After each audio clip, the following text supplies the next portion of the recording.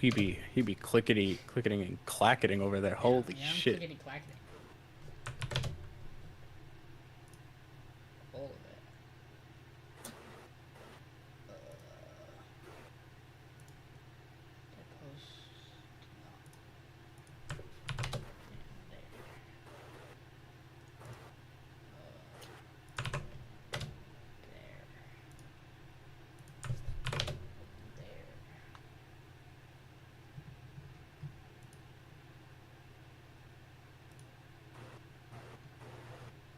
Otokonoko bastante.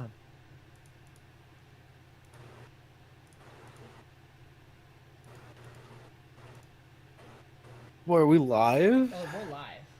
Oh boy, we're live. No, I wasn't ever gonna tell you. Okay. You're Good just to gonna know. have to find out on your own that we were live. We just don't do the intro. We just sit here for an hour just yapping. Yeah, we've been live. We've been live for about a minute. Have fun with that. That was why I was clickety clacketing. Because I was telling Makes people sense, we're makes live. sense. Interesting. Interesting. Emphasis on the end part. I wonder. Look at all the little stuffies behind me on the couch. They're all vibing. I saw- Yo. Little's not the word I would use for those. It's a pretty big No, stuffies. they're little guys. They're silly little guys. Hmm. Otokonoko bastante. That should. Wonder How'd your guys' day why. go? How's your guys' day It's been? good. I existed. I was alive.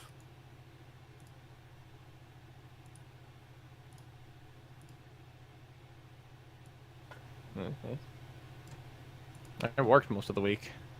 Is this better for? Good. My audio seems low, and I don't know why. But also, Forgot I had a stream open until I heard the music for a gym fight, realizing I was watching somebody playing Pokemon Lucid. uh-huh. Yeah, that's all good. I open up a new tab and I see my speed dial on Opera. The thing at the top is continue shopping for Amazon, and it's the fucking alternate art Wingull card. Because I had it open and I guess it Hold- registers as no. a thing I had open As it at some should. point. John, you don't. I'm sorry, you've been misled. This is not the Wingull you think it. This is not a Wingull. I don't It's care. a Wingull. The Wingull. It's a card fight Vanguard card. No, it's Wingull. No, it's here. I just it's imagine better. it's Wingull. Well, No, it's better. No, it's worse. If it's not the goat. Pelipper. No, but it is the goat. It's Literally. literally him. Damn, I was about to send it. Otokonoko. He's a good old boy. We love Wingull.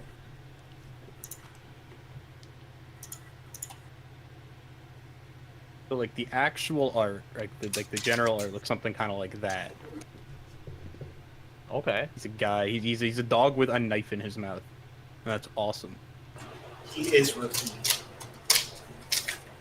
In a way, yeah. He's just kind of little fella, the homie. While Michael's talking about this is because we have something cooking.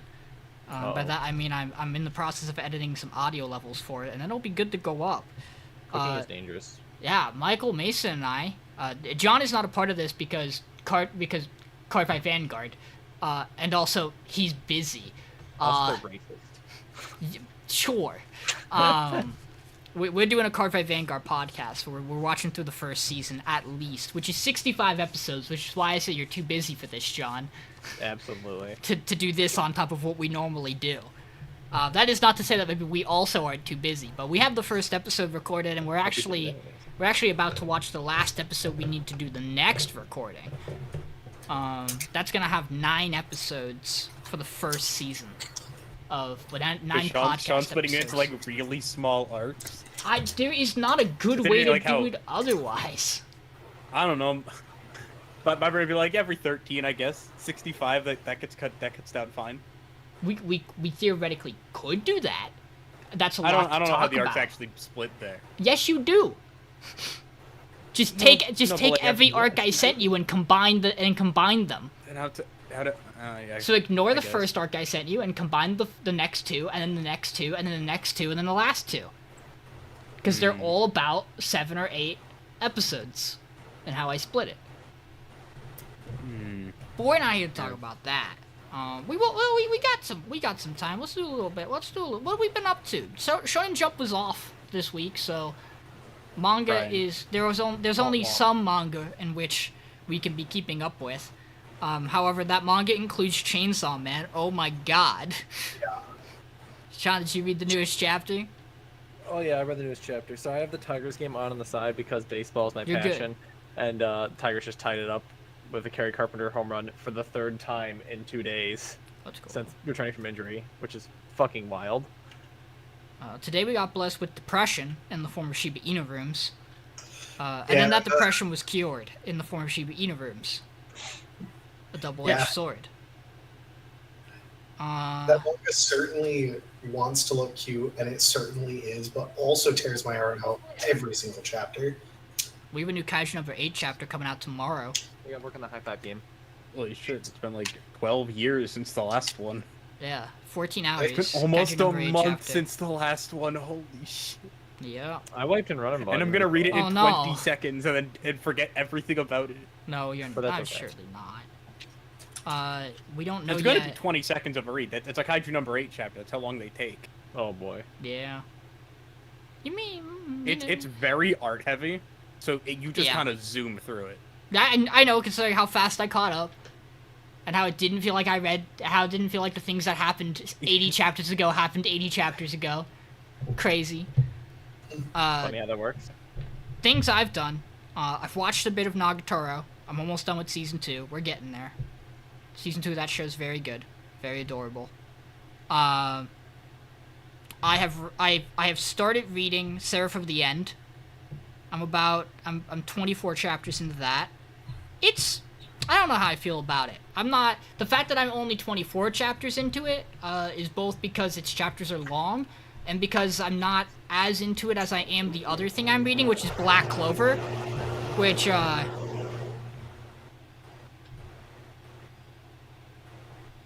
am, this is not on the right one. I am 280 chapters through Black Clover. A few chapters. What, I started reading this like a week ago, maybe? Like yesterday, right, or something? No, that would be ridiculous. Black Clover's very good. So I am about 100 chapters away from being caught up. A little under, actually. Again, which is also fucking crazy. Oh my god, what does this manga do? I said it the last time when I hit chapter 200, and I went, it feels like I hit what is probably, what reasonably I don't know what else you would do after this arc of the manga. To which then they went, what about this? I went, no, that's a good choice, actually. That's a really strong next thing to go do. I don't know what they do after this one. Oh, they're gonna do that. Probably something. Currently in Black Clover, they're trying to open the gates of hell. That's where I'm at. That things are happening in Black Clover. Nothing good ever happens when No. hell gets involved.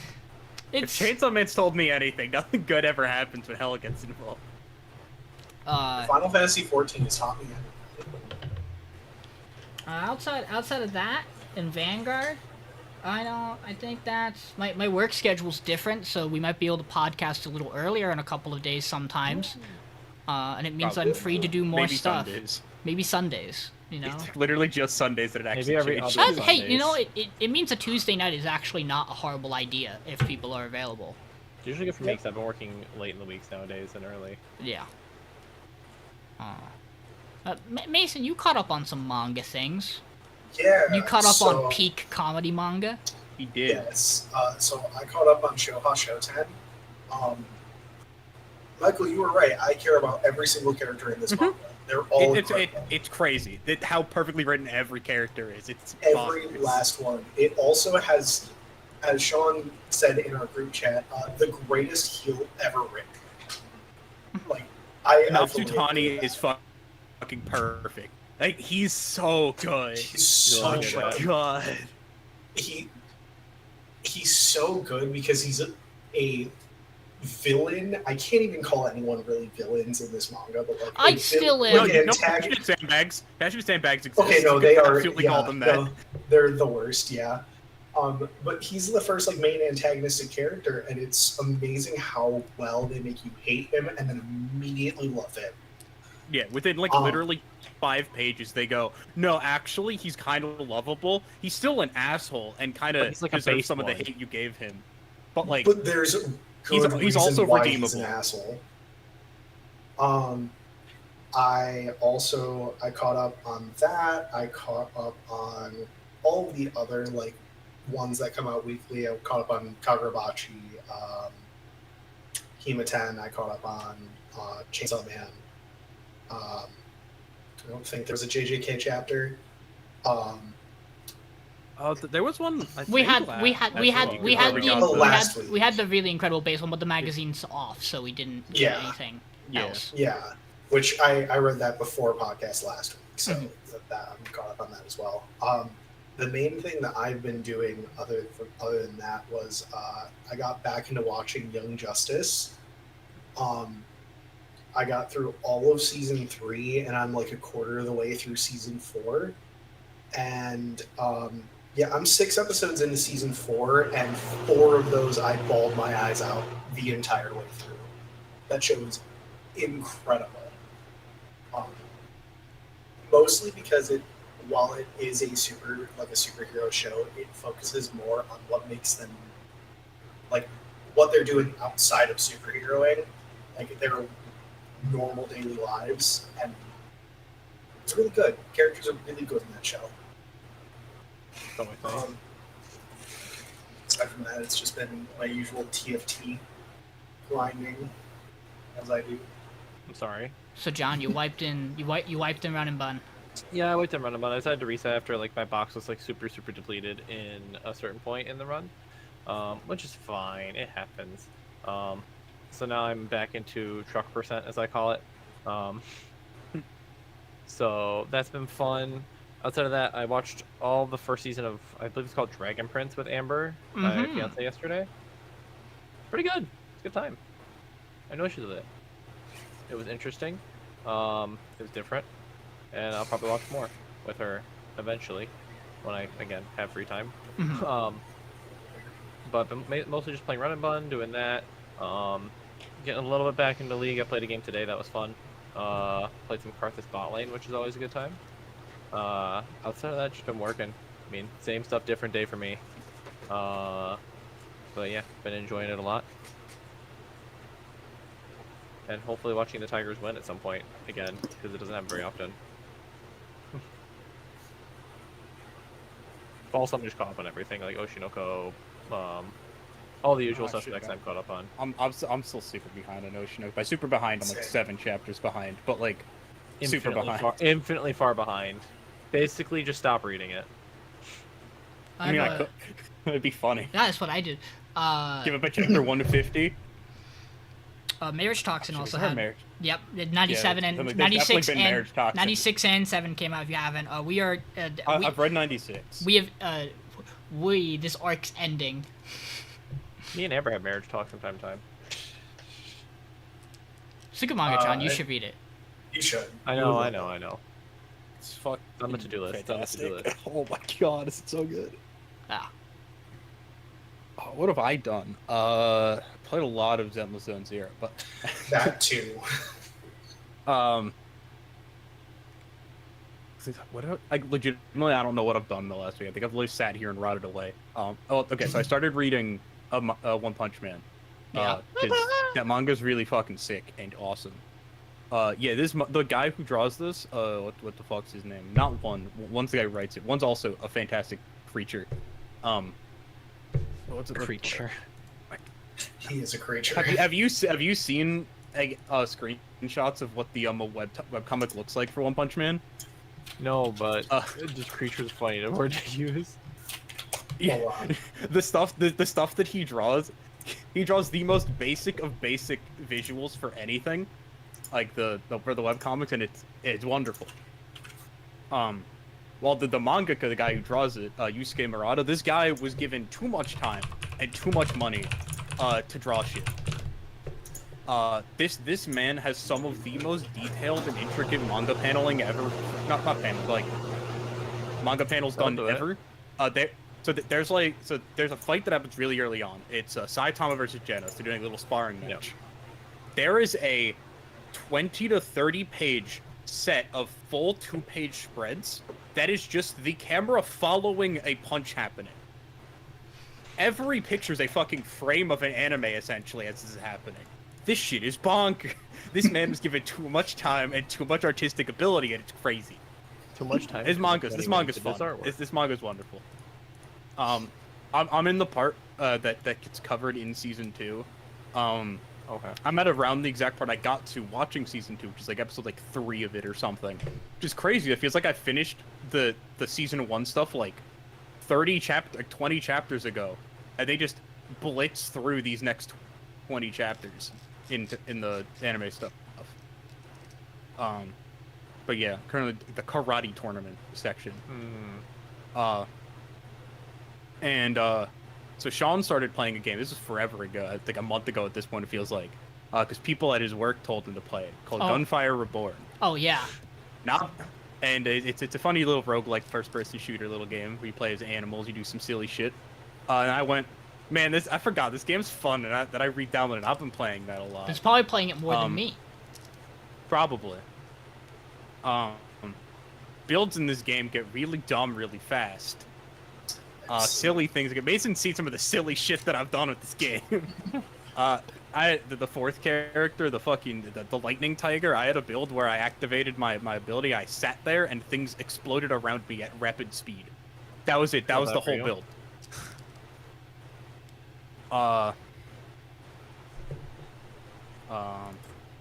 Yeah, I played Zenless.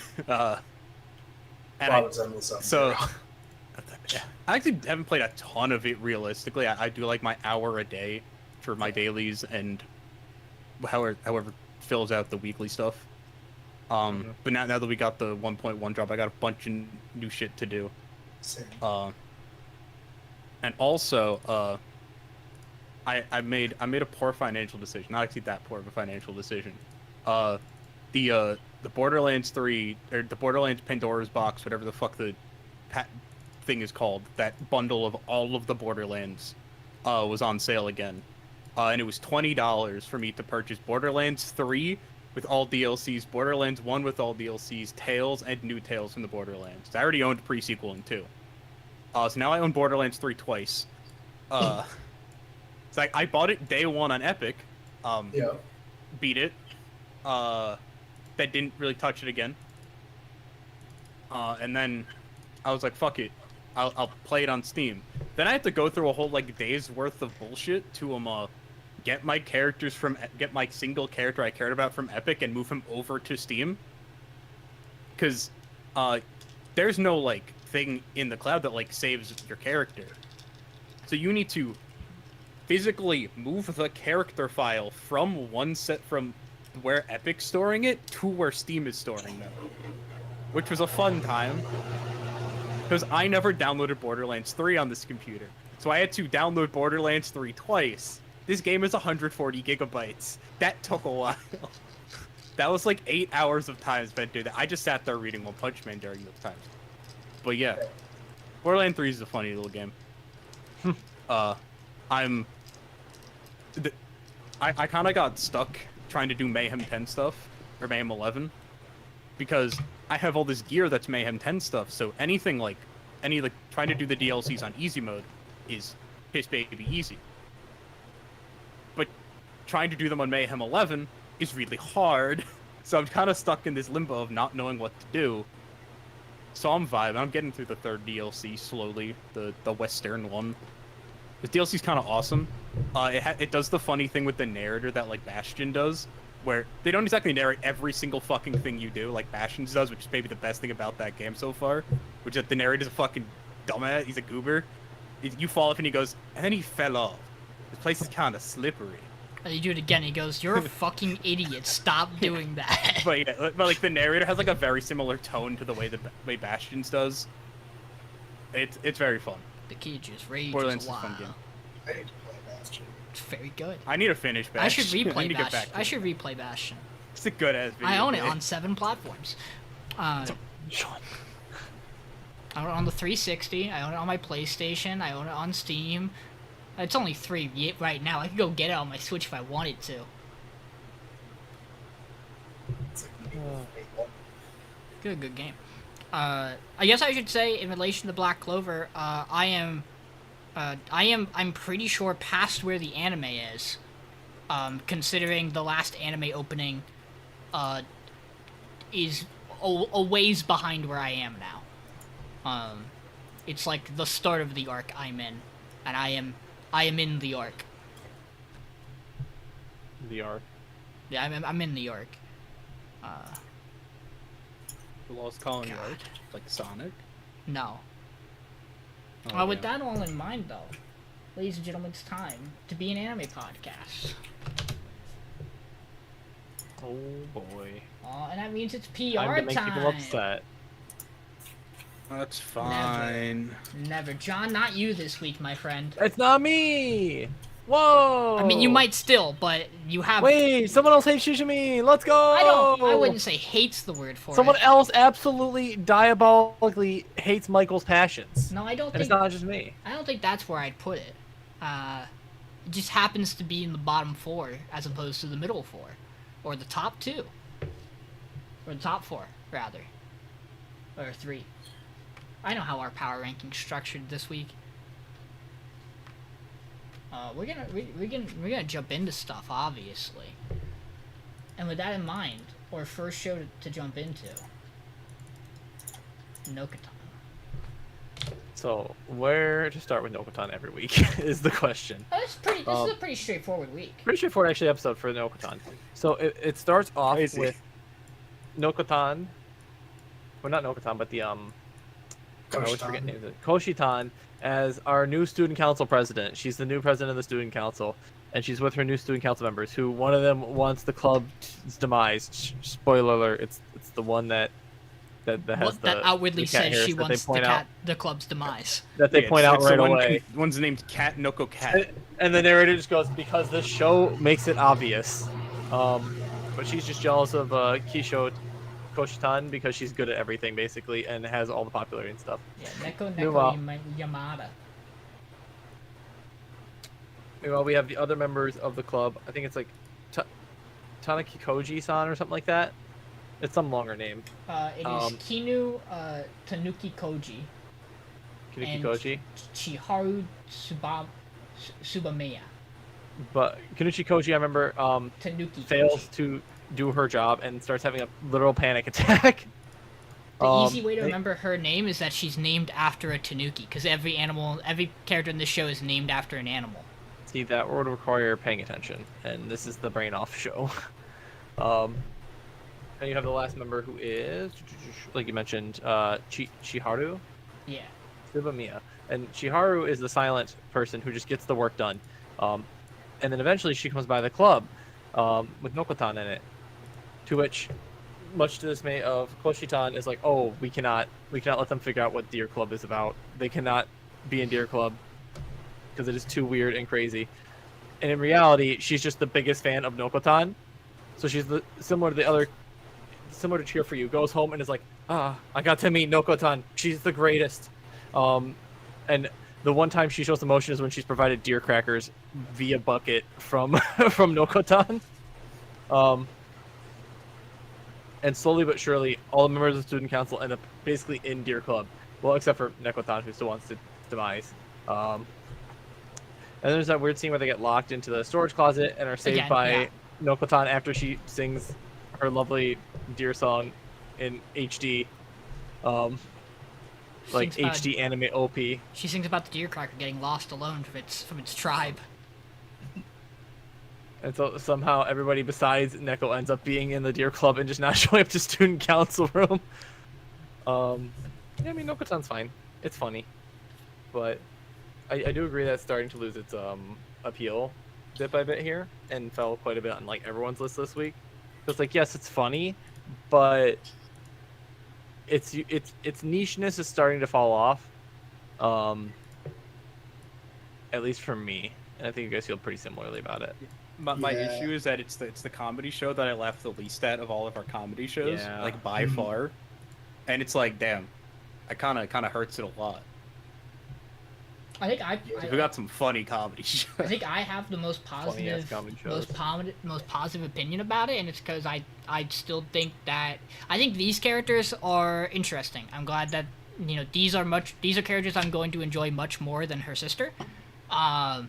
So as I've heard some thoughts that are you kind of have to let these first 4 episodes go by because it's character introduction, and then it'll start firing on all cylinders again. So I'm interested to see if it. Yeah, I'm interested to see if it keeps going. Let's run through this real quick. So we have It's like episode 1 literally just fires off a joke every 4 seconds. It is just boom, boom, boom, boom. Comedy. Are you laughing at? Is it funny? This episode's also a lot more focused on oh my god, Koshi, and so like you don't have Nokotan as much. And so a lot of your humor is centered around the deer girl. If she's not constantly here, you're not getting that humor. There are some bits that I think are really funny in this episode. The secretary levitating, very good. The Mario sound effect that comes out of the fucking air when they reveal her surrounded by mushrooms. The no thoughts head empty. Yeah. There's a lot. There's some pretty good bits this episode that I think are pretty good. There's a shot that is clearly an anime reference, and I swear to God I know what it is, but my brain refuses to tell me what it is, and I can't find it goddamn anywhere. That's a movie. Where it's the shot where Koshi is worried that she is going to get ousted from the student government, and it shows her walking down the alleyway in the trench coat. That particular shot is definitely from something. I just cannot for the life of me figure out what it is.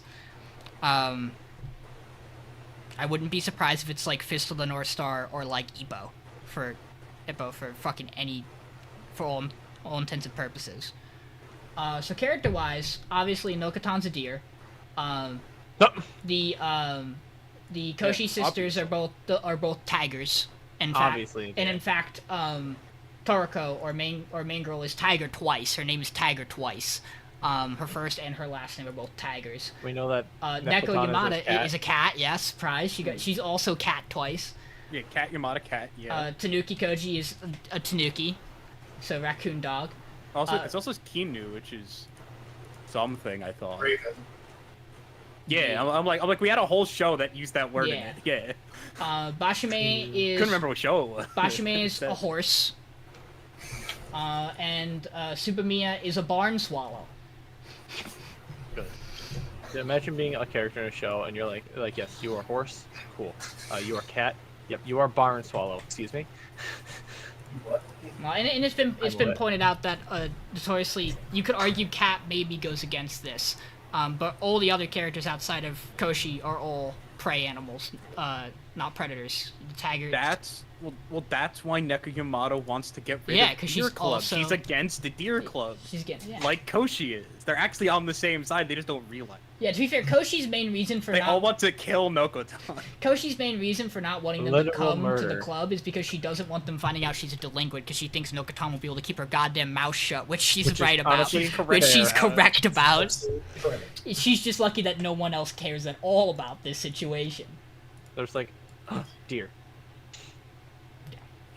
Okay, that's probably my favorite bit of this episode is when the one girl's there and Nokotan walks up and Koshi goes, "What are you doing?" And she goes, "Showing clips from episode 3." just outwardly It's so says it. good. It's very funny. And it's just straight up clips from episode 3. Yeah. Yeah, it is a video of episode 3 playing on a laptop in the middle of episode 4. And it's hilarious. Yeah, that's why this is middle of the pack for me. There were definitely moments while watching I was like, this is good. This is still funny. It's a slower episode than its first one. It's definitely not firing on those, at full capacity funny that it notes. could be. And we'll have to see if it can ever get back to that or not. It might need to at some point. Because I really like a lot of our shows. Mhm. Most of them. Same.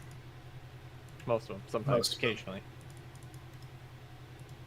We got any other Nokotan thoughts? The thing is, it's hard to have thoughts about this show because the show doesn't have thoughts to begin with. Yeah. It's funny, but as Michael said, I think it's the least funny out of our comedies. So Which is not a good place to be as a comedy show. No. The issue more is not even like it's the least funny. It's that I think VTuber is just so fucking funny that it just blows the show out of the fucking water. So fucking funny. But that's also because I'm a VTuber nerd, so every fucking bit in in these episodes Hits. gets me. We'll get Also, to the that. dub is crazy. We'll get to that. Before then, however, it is Shoshimin time. So, Shoshimin this week is we're kind of resolving the Osanai got her bike stolen mystery and what's going on with that. And most of this episode is just Koto and Kengo discussing it, and also Koto being a little shithead to Kengo while discussing it. And they basically figure out that the guy who stole Osanai's bike was doing it so that he could go to driving school. So that, because his friends were pushing him to get his license so that they could do a small scheme to make money by Bless you. inflating the price of concert tickets and reselling them. This part doesn't actually matter all that much. What really matters is we meet potentially what could be Osanai's twin sister, or it could just be her. I don't know. I'm pretty sure that was just her. I want to say it's just Osanai. We don't fucking know. I think the implication of the scene is that Kengo is like, have I met you before? Because she's not acting the way he's used to her acting. I think that's Yeah. what the scene's supposed to No, imply. it's fair. But I think Um, it'd be really funny if she does have a twin sister. It would be. I think the more insane other- route to take this is just assume that when Kobuto says that he is like a fox and she is like a wolf, he's being literal. That they're actually foxes and wolves. It's not a metaphor. True. I think that would be I based. mean, have you guys seen the opening? Exactly. They turn into foxes and wolves during the opening. Maybe it's not a metaphor. Yeah. Maybe it's a real. The other thing that we find out that is maybe true Yeah, that's the Is right read that- on this. is that apparently Osanai, before making this promise with Kobuto, used to just beat the fuck out of people, just absolutely decimate them. If I had a nickel for every show this season with a character trying to hide that they're a delinquent, I'd have 2 nickels, and I'm not continuing the quote. So I don't know if I believe this yet. I don't know. Because this could very much be Kobuto shooting the shit to convince Kengo that he needs to go because somebody is in danger in some capacity. Just because I don't feel like at least in this episode, I don't feel like the show does anything with that knowledge. It's thrown to us as like a maybe, and then could be there is no follow through to like show. She's the least hot. She is less hostile in the actual driving building than she is outside, considering manslaughter Yes. as a punishment. So I'm not sure on this one yet. We'll see.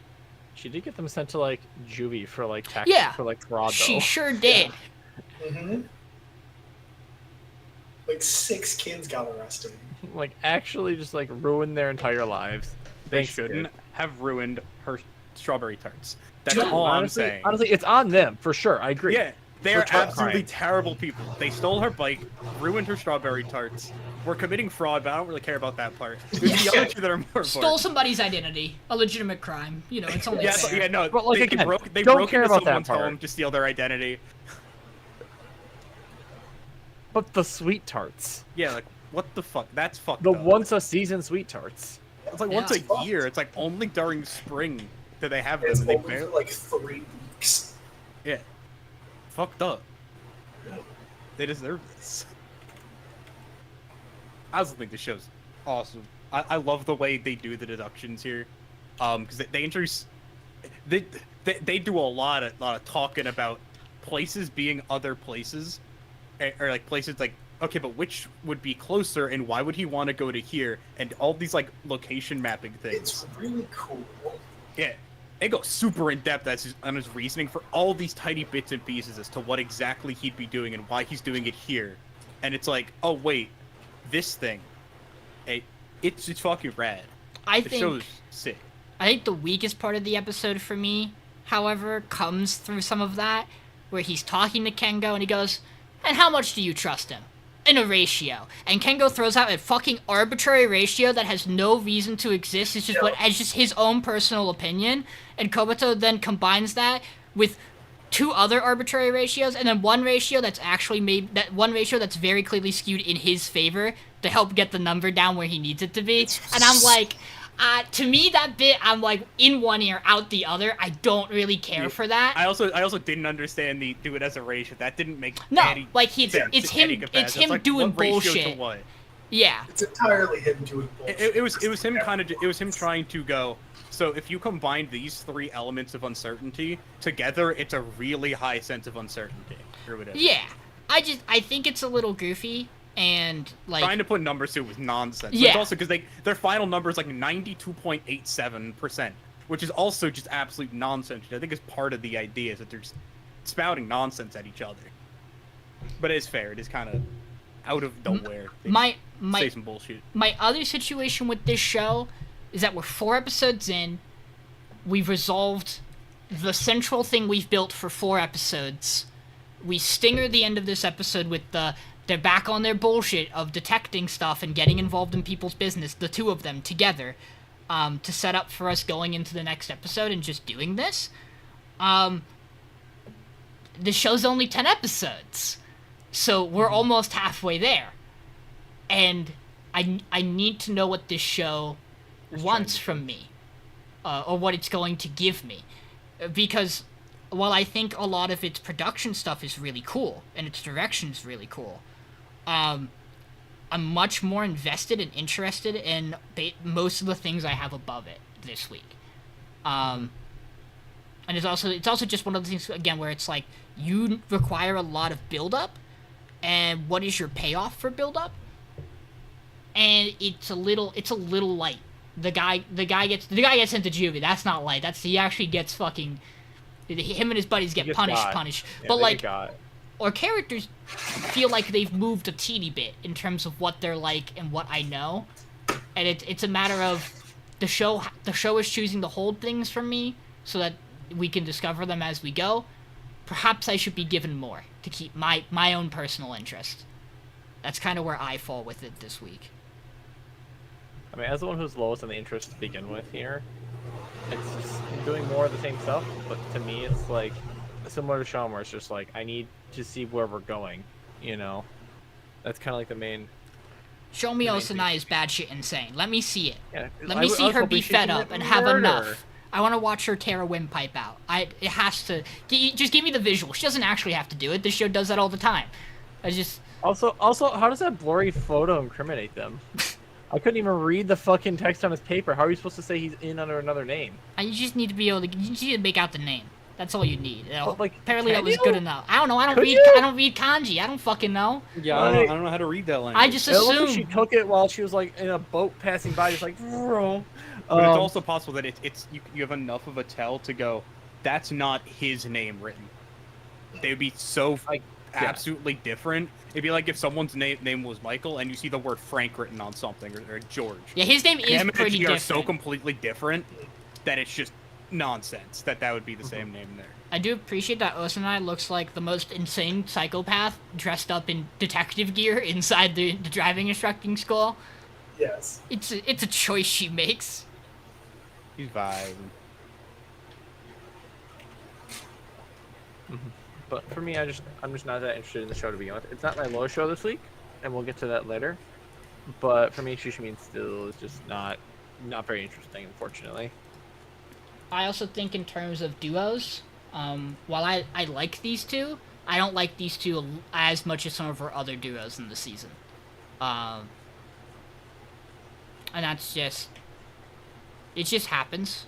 Slice of life. It has lots of competition. In weird ways, not in direct competition. Other Shoshimin thoughts? Alright, and with that, we're moving on to Senpai. This week, pains. Pain gets hidden in strange places. So we start, give me a second. I want to make sure I have names available, because that helps my brain. So this week, yeah, it's Ryuji. I just want it in front of me so I don't blank after remembering and then forgetting them. So we start with Ryuji, thinking about how he doesn't like seeing Makoto run after Aoi. It bothers him a little, maybe hurts his heart a little. And then we cut to the next day where Makoto comes back to school and is wearing girls' clothes again. And people are like, that's weird. He wasn't doing that for a while. But everyone actually thinks he's really based now, because he's still good at basketball. And the girl actually, his interaction with his classmate is actually adorable. I adore this. Her being like, you look really good in the girls' clothes, by the way. Thanks for the wig back. We should be friends. Keep my number. Keep my number. You're cute. We then get a line from Ryuji, where he's I think he says it this week. I don't think it was previous week. Where he's like, the problem is that you are a boy and you're friends with all of these girls. If you were a girl and friends with all of these girls, it wouldn't be a problem. And I go, well, that's a different issue, buddy. Your bigger issue is that you're gay, but we'll get there. We're building up for it. At least gay for this man. But maybe bi. It's a complicated day with this. Meanwhile, in order to pay them back for all the great things they do, Makoto takes the gang to an aquarium, the best place to take anybody. The only place to take anybody, as far as I'm concerned. Yeah. And they have to run out because some of the older women in his neighborhood are there. So Aoi makes a distraction, and Ryuji gets to pull Makoto out by his hand, to which he gets embarrassed because he did it. And his heart goes doki doki.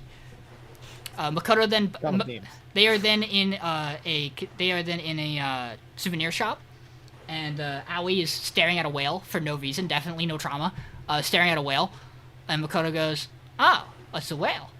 And then Aoi gets distracted because Ryuji goes, "Look at this garden eel, this giant garden eel plushie." So Makoto buys Ryuji a garden eel keychain and Aoi a whale keychain. They get outside and he gives this to Aoi and her eyes glaze over and she enters the trauma dimension. We'll talk about it. They also then, Makoto expresses, that he's blessed to have friends like them. And then they get ready to go home. And Aoi goes, "Yeah, I gotta take the train home. I live with my grandmother." They go, "You live alone with your grandmother?" And she goes, "Yeah, my dad's overdoing whale expeditions. He doesn't come home often. My mother's dead." And we, the viewers, don't get that. Instead, we get my mother's and a cut to crows flying in the sky. And my mom is...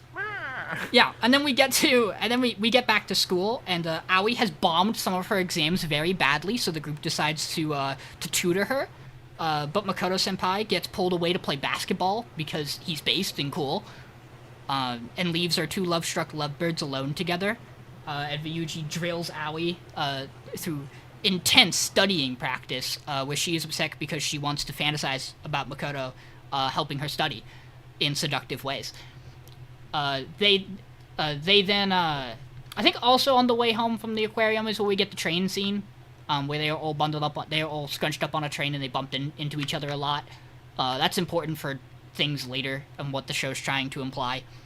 And then Ryuji goes, "What if you guys come over to my house to do a study session, a sleepover study session?" And we get to meet Ryuji's younger sister, Konatsu, who's adorable, and who goes, Makoto's coming over? Cool, you're friends again." And he goes, that wasn't ever the problem. And then he freaks out on his bed because Makoto's coming to sleep over, and he can't handle that because he's gay. No, he's maybe not maybe gay, bi. possibly gay, maybe possibly. We'll see. We don't know. We can't confirm. The gang comes over. Makoto comes over in boys' clothes. They do some studying, and then they make gyoza, I think. Yes. Makoto's very bad at it. Aoi makes animals. Ryuji's based. Afterwards, cleaning up from making the gyoza. Ryuji's sister goes, "So, like, Aoi says she likes Makoto, but like if you really like someone, do you just outwardly say it like she does?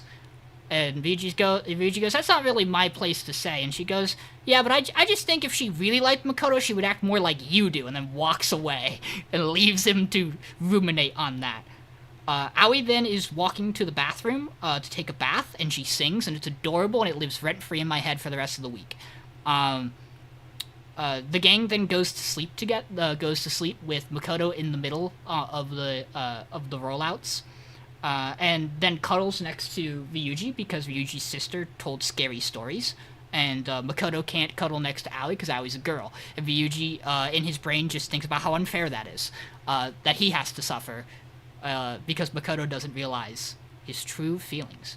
And then Aoi goes home, and we meet her grandmother, who's talking to her dead husband, her grandpa, about how happy she is that Aoi has found her special somebody. And then we learn that Aoi's dad never responds back to her messages, ever. And also that maybe she doesn't know what love is. She might just be acting. She might just be acting like she knows what love is, because she wants to feel like she can love something. Her grandmother expresses that at a point in time, she felt like Aoi never liked or disliked anything. And so it's nice that she has somebody special in her life. Whatever that means. This show's good. Aoi has issues. They all have issues. And but Aoi's issues are bad. Everybody's got issues. The fact you're watching the show and it's a romance. She likes the character. We get it. And then she's like, actually... She's laying in bed going, I love this character, I love this character, I love this character, I love this character. You're like, oh no. Oh no. Deep-seated trauma. It's Hiyori done better. Yeah. I think this episode's really good this week. I watched it twice because I watched it and I watched it with Mason and Michael.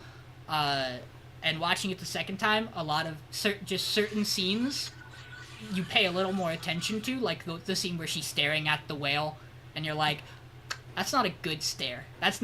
She has all this whale stuff because she wants to make people think she likes whales. She's just gravitated to something that is common in her life. Whales. Maybe she doesn't hate whales, but they certainly probably make her think of her father. They took away her dad. She hates whales. I wouldn't blame the whales for her father. That seems like a father issue, not a whale issue. That's a whale issue. No, I agree. Like the show's like, okay, kind of the same stuff. It's still pretty good. Oh no, trauma. It's kind of how the episode went for me. But there's also lots of cute. There's also lots of cute scenes. I felt like the chibi cutaways were really used in the right places this episode. So this felt like we're super in the stride of where the show wants to be with them. Doing like the angel bits with Ryuji, where the angels just shoot him constantly because he's fawning over Makoto. It's really funny. He's so gay. It's crazy. It show's wonderful. All these characters. Well, looks at my PR and sees I think the show went down 3 slots. It went down 2 slots. That's not its fault. Yeah, the other shows were also good. That was Wistoria and losing Heroines going fucking buck wild this week. Yeah, with it, but this episode was fantastic. I made the choice that this was a better week for me in my mind than Elusive was, which I'll talk about. I still really like that show, but I love this week's episode. This was really good. Yeah, I mean that's kind of what I'd say about it. Like the show was really good this week. Sure.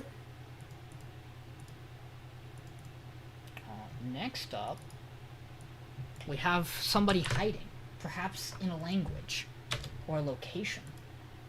Or maybe she's not. Maybe that's actually a problem this week, that she's not. Let's talk about Alya, John. So Alya this week. So in this week, we have Alya sent to basically mediate a student council issue, and that issue is that the baseball team and the soccer team are both doing well this year, and that's great. However, they both need similar fields to actually do their job. And so because of that, we need someone to mediate and decide what's going to happen for these characters. To which Alya goes, I got this, and goes to mediate. Meanwhile, our main character and Alya's sister get back from their shopping trip where they're told, No, you're not allowed to put the plushie of Alya in the student council room. Please take that home. The cat, by the way, the cat plushie of the Alya. cat plushie. And we find out that Alya, having issues with the meeting, calls out for help, and of course our main character's like, I got you, and comes in and fixes the problem because he knows that the baseball team's president and the soccer team's manager are dating, which is big news, but because Alya doesn't follow student politics, she doesn't give a fuck. And so the baseball manager's like, I can't get involved in this because I'm biased, and I want to help my girlfriend, but I also want to help my team, so I'm just going to stay out of it. And the soccer manager is a useless character who doesn't say anything. That's not true. She offers up a solution once Kuze gives her an out. Not the soccer manager, but the soccer like captain. Yeah. The baseball captain can't say anything because of that. And so basically, eventually, our main character comes in. He's like, hey, what if we do this? You send some people to go help the baseball team set up and get their stuff over there. You know, can shove extra staff. You don't have to move and stuff, and we'll make it from there. And the baseball manager and the soccer manager's like, yep, we can help. Yep, we're good. We can help. I'll help my boyfriend. I'll help the baseball team. And so they kind of reach a compromise for that. To which Alya's like, how'd you know how to do that? He's like, obviously, I know how the politics work here. Because I'm a gamer and I listen. And the whole time he's basically just staring at the manager like, say something, please. Fix this problem with your boyfriend. In which, I believe at the end of the episode, we have another cute scene where they talk to each other, basically. And then we find out that Alya wanting to run for student council president, obviously is going to need a running mate and someone to endorse her. To which our main character basically commits to endorsing her. And the way he says it gets him slapped square across the face, which is definitely deserved. Well, he gets slapped because after saying that he is going to stand by her, he pauses and is very clearly flashbacking to a different girl in his life, and that is why she slaps him. Yeah. He summons out to back to Russian girl that he grew up with in his brain. She's like, you're thinking about another girl the second after making a deal with me. That's rude. And smacks him across the face, in which during his flashback, she also said, I love you, but he was so zoned out he didn't hear that either. And then Alya's like, I wouldn't say that. No, I wouldn't say that. That's cringe. Nope, not true. Even though the sister calls her out on it. Yeah, she also kisses him on the cheek. Oh yeah. And implies that her lips never touched his cheek. It was just a regular old cheek kiss. Just a cheek. And yep, he gets very very Definitely upset. didn't get the whole. Definitely get the little sound effect. the little face pillows, you know. And that's why we get the scene of him screaming, "Tell me what you're doing, please God, let me speak in Russian, woman. I need to know what just happened." You need it. You're supposed to say the shit in Russian after the fact, so I know what you're doing. He's also officially a part of the student council. Yeah, he finally caves and joins the student council. That comes after he resolves the issues with the baseball and soccer team. Mm-hmm. This is a good week. Kind of awesome. Probably great. This episode was very good because it removed all of the things that I didn't like about the first 3 episodes and just focused on the things I did like. It was very good. I hope it continues this trend. A big cute. This episode was good. Alya's great. I say having this at number 7. This is a good week. We watched a dub. Well, it just happens to other things that are also really good. We watched a dub, and the dub delivery is very good for all of these characters. Yes, the dub's Russian is way better. It sounds way better. Yeah. I don't have a particular preference between the two in relation to the Russian. It sounds a lot less forced, is what I'll say. I just think Kuze, that's his name? Yeah. Nickname boy. I think he's done so well in the dub. Dude, he's so like, good. he's literally perfect in the dub. It's so crazy. And Alya's good. Alya, she does a really good job. Yeah, none of the characters are particularly bad, but it's just like... It's a pretty clear direct translation, because I went back and checked a couple of scenes, because I was interested to see how they were done in the sub. I was also very interested, because in the dub, you don't get anything when Alya speaks and says and confesses. And then they talk about it like it was a confession scene, and it's a little weird, but the sub does it the same way. You see the subtitle for something, it just doesn't actually translate it for you, because Kuze's not listening, so you don't get to hear what it is, which is neat. That seems a little wonky in that regard, in that they talk about it like it's a love confession, but you, the viewer, don't know it's a love confession until the very end of the episode. I guess the implication is supposed to go the other way, where Kuze pledging to support her on a ticket is supposed to seem like It's the like a confession. Yep. But it doesn't quite roll like that. Because she responds first, and that's what triggers him to have the flashback and get him slapped, and that's where they start talking about it like a confession. So it's a little wonky, but overall the episode's really good. Mm-hmm. We also get the end of the episode where her sister comes in and is like, so do you love him? If you don't love him, you better be careful. Be careful. Someone might take him. Got some sneaky siblings looking to get laid. Sure. Well, let's Mason, you're up. So, Suicide Squad this week, basically, it is continuing the war effort and dealing with Ratcatcher. They get a notification that a very large army of beast people are converging on the fort that they just retook, and Harley suggests that they have a way to deal with this. We also get a flashback of her and Joker interspersed throughout the episode about how to deal with rats.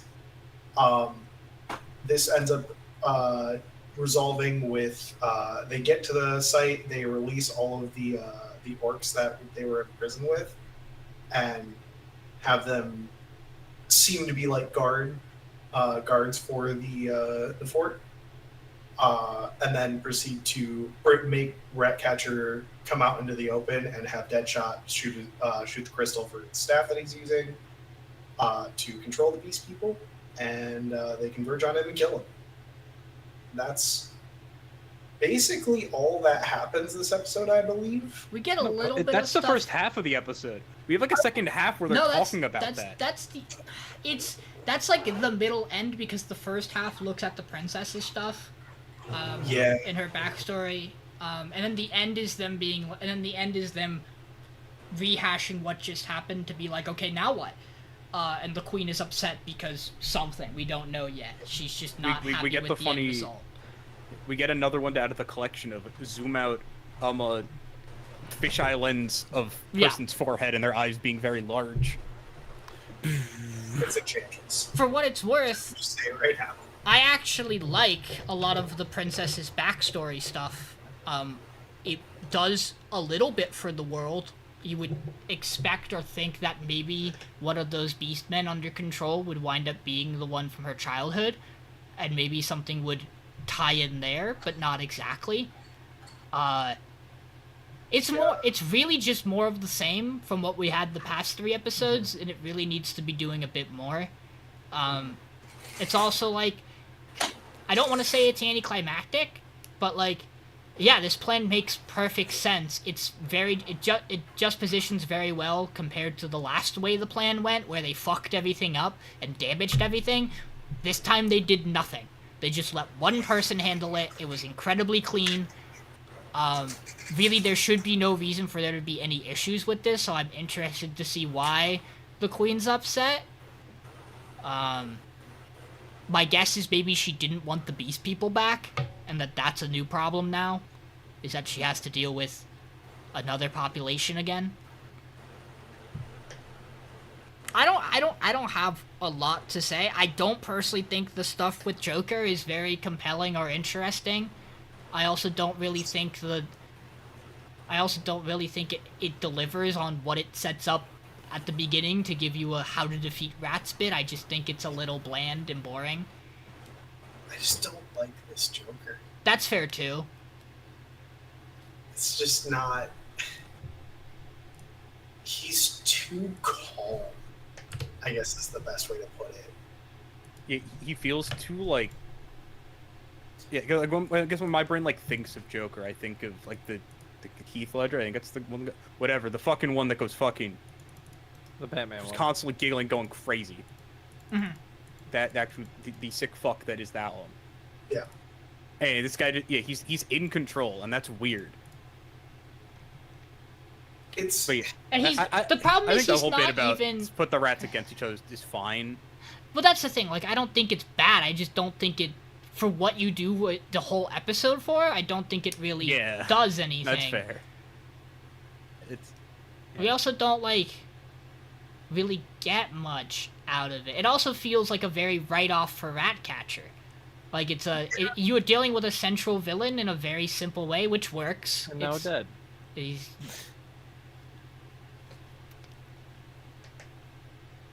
It felt too easy and simple and clean for a Suicide Squad solution is my issue with it. Where it's like, I want these guys to have bad, poorly designed plans because that checks, right?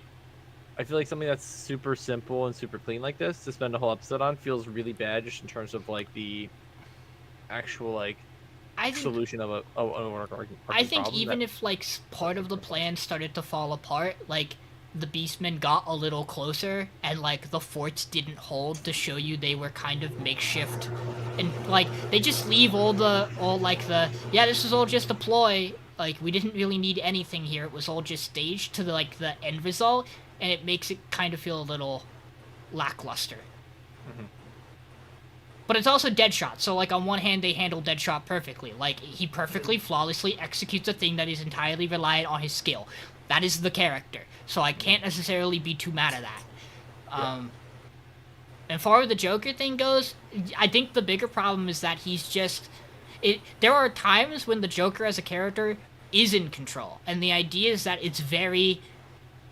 It has its own element to the character because of the fact that he goes so easily between bad shit insane and very conniving and in control.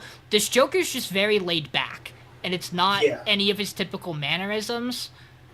It's like the problem is they make him seem like he's like a 20-something-year-old influencer who's gone slightly insane and is kind of vibing in his pad with a hot woman. It's not what that character is. Yeah. Not exactly. He looks like a SoundCloud rapper. He really does. He probably is. I will say it's... guy. Still think it's better than the movie, but like not. But that's not saying much is the problem. But arguably, I feel like it's taking from the movie. Yeah. So like that's part of the problem, is they're both just not good. Yeah. Crazy. One of the Suicide Squad's biggest problem continues to be a focus on the Joker when they don't need to do it. Exactly. Because like I think there is some interesting stuff here. I think the scene where the princess comes back and Harley's like, "Why you staring at me, bitch? You got something to say? Say it." I caught that. And she doesn't say anything, and Harley's like, "I don't like you because you remind me of somebody." It's very clear she's talking about herself, from before she meets the Joker. Which is always an odd thing for Harley. It is a tricky thing to balance a character where you want to express that there is some good that got out of Harley breaking out of a very strict and stern lifestyle.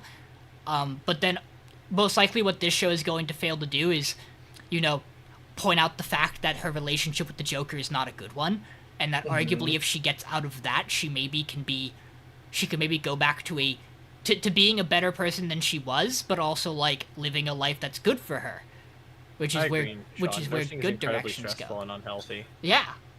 The best Harley Quinn stories are the ones where it is Harley Quinn after the Joker, and she is most of the time at that point becomes an anti-hero at worst. Yeah. Right. So I don't know. There's some stuff here. Good luck to this show. It's gonna need it soon. Yeah. Yeah, I mean, fair. Speaking of shows that need all the luck they can get, Michael. Yo. Let's talk Cheer about. For you. Cheer for you. What honestly wasn't that bad of an episode. No. It was. So this episode is a focus. I clicked on the wrong button. Ignore the fact that I just opened Destiny 2. Just kidding. It was terrible, actually. It was the worst episode. So the bit was I needed to open up my sticky note, and that's it right next to Destiny 2 on my taskbar. So Destiny 2 is currently opening. But anyway, this episode focuses on Anna Vedo Nakamura dos Santos Moreira Cucitini, mainly on her and the fact that she, as a kid and all that, I don't know if she was as a kid, she has a connection to a record shop that exists in town, run by this guy named YJ. What does the YJ stand for? Well, it stands for YJ, of course. Why would it stand for anything else? I like to think it stands for Young Jimothy because I think it's hilarious in my brain. But anyway, he's white. He's a homie. He runs a record shop that does, wow, it sells records. And it's record shops, as tends to happen, start going out of business because they kind of lose their niche in like a modern market. And essentially the whole episode focuses on Anna wanting to do whatever she can to keep that. The rest of the girls in the group trying to be like, hey, let's try to help her whatever we can with that, which isn't a whole lot they can do, but they want to like do stuff with the YouTube channel for that. I also get a lot of Nobuta, Nobuta, I think it's her name, whatever. The one that I said didn't have a personality last time. Yeah, the nice one of the group. Because she has some, she gets woken up from not wanting to be woken up. Like she's asleep and she gets woken up, but she's a fucking asshole for like 30 seconds. She goes, wait a second, got snapped out of it. Okay, we're good. We're back to having no personality again. It's really good because she's an asshole and she's moody and like gives Anna a bunch of shit, and then they pass somebody on the street who recognizes them and she snaps back. And I think that's like, really neat and interesting. But this episode as a whole, it feels odd that this is the first one we get. This feels like an actual bigger, more important thing that you would save for a little while, because like the channel's named after the shop. You would think you would let them do a couple of things that would build the channel up and get all the girls invested in wanting to help. It's like the stuff in here isn't bad. It's just it's placed in a part of the story where I don't care about any of this right now. The big thing is that it's like this episode had like a really solid emotional core with Anna's connection to YJ. We haven't had anything even remotely like this yet, so I don't think this is going to be consistent past this point. Maybe it will. Maybe this just gets really good at this point. Maybe we start getting like really good side character writing and everyone has like really well fleshed out backstories. But for our main character to have been a character who has yips that gets treated in about 40 fucking seconds at the end of episode 3, I don't know. Well, they're just gonna. Also, we didn't talk about that all this week. No. That was like the major thread through episodes 1 to 3. And she's like barely a character this episode. We talked about a thing where they went, let's make a video to support YJ's shop. That'll fix the problem. But like, our 100-view YouTube channel will suddenly fix the problem. Yeah, well, I got the idea is that she's going to take records from the shop and mix together music to make a thing for performance. But like, it's just like jazz music. That's like the whole thing. Obina is kind of a character who does stuff. She chooses not to go inside and instead parkour up a side of a building. She does some sick rail running to get to Anna for no goddamn fucking reason, and it's kind of funny and cool. But then also like her conversation with Anna, she has her conversation with Anna. It's a kind of touching conversation, and then she comes back to the group and the response is, "We should just do a cheer video." Like she doesn't really convey anything she learned. It's like you get Anna backstory about how she was bullied in school and how she did the Hitmontop spinning triple kick to a bunch of kids and almost killed them. And then we just still the worst Pokemon move of all time. Yeah, we just leave that over there and don't really talk about that element of it. Also, like the Daka in a weird way is like very rude about this record shop across the street from her. She's very xenophobic about all these foreigners. It's like seemingly her best friend, and who comes over and wakes her up every day, and she has never once set foot in this record shop because these people scare her. It's weird. Like they do a lot of things and just none of it hits enough. Like we also have this really this bit hurt me. The episode starts. It like cold opens with them in like the record shop, and YJ goes to play something on like the record player, and he goes to start playing it, and it cuts to the opening, and it fucking or is that an opening or ending? Yeah, I don't remember which. Yeah, and I was like, Is that the James Black record that he does to put on there? He doesn't play that yet because she pulls it out later because that's her father's favorite record, and he's dead. So funny thing with the James Black record. I may be stupid, So when I first saw the name, I took the wrong name of that as the person it was built off of. I didn't take that as, oh, that's a James Brown thing. Yeah, I know. I took that as Jack Black, which you guys could tell off of the thing I said next. Mason, because Mason and I saw the James Black record, and Mason and I went, no, they're not gonna play James Brown music. And Michael says something completely unrelated, and we're like, okay, he didn't get this. He did not. Not yet. Sean and I are losing our minds, and Michael is there going, doesn't sound like Tenacious D or something like that. And Sean and I both go, okay. Not where I was taking it, but I may be stupid. Oh my it's God. okay. I may be stupid, but I'm not an idiot. If it makes you feel better, you made me doubt that I had the right read on the scene. I was like, That's even better. That's the best thing maybe to come out. I'm wrong. I was like, I think Mason thought the same thing I did, but I'm definitely not gonna say it out loud now in case I look like the idiot. Exactly. I'm glad you brought it up, Michael, or else I would have let this bit go completely unnoticed. No, it's a great fix. I'm stupid. It's, and like I can't even say that like the music in this episode was really cool. Cause you know what show I remember the music of a lot more? Senpai. Senpai has some sick ass jazz the entire episode this week. Its OST rules. This show is here. Also, some really strong greens this episode. And I don't know if my eyes are as big of fans of the green lines.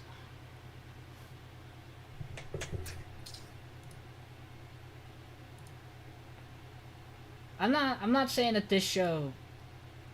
I'm not saying anything's gonna happen to this show, but it is everybody's 11 show this week. I'm not saying it's gonna make a joke about cheering on concrete and how that's going for this show, but They haven't cheered since. Look, this show's gonna take a fall like the main character does. That's There I we think go. what's happening. Ladies and gentlemen, it's time to talk about a base show, Wistoria. So firstly, let me give my fellow podcast hosts the screenshot for the week for Wistoria, because this face is great. She's also on the power ranking screen because I love her. God, her face is fucking adorable. Even better is All that. she- Even better is that. Peak character design is blue hair. That's all I've been saying. Even better that no, because that goes to his actual waifu. She can't escape.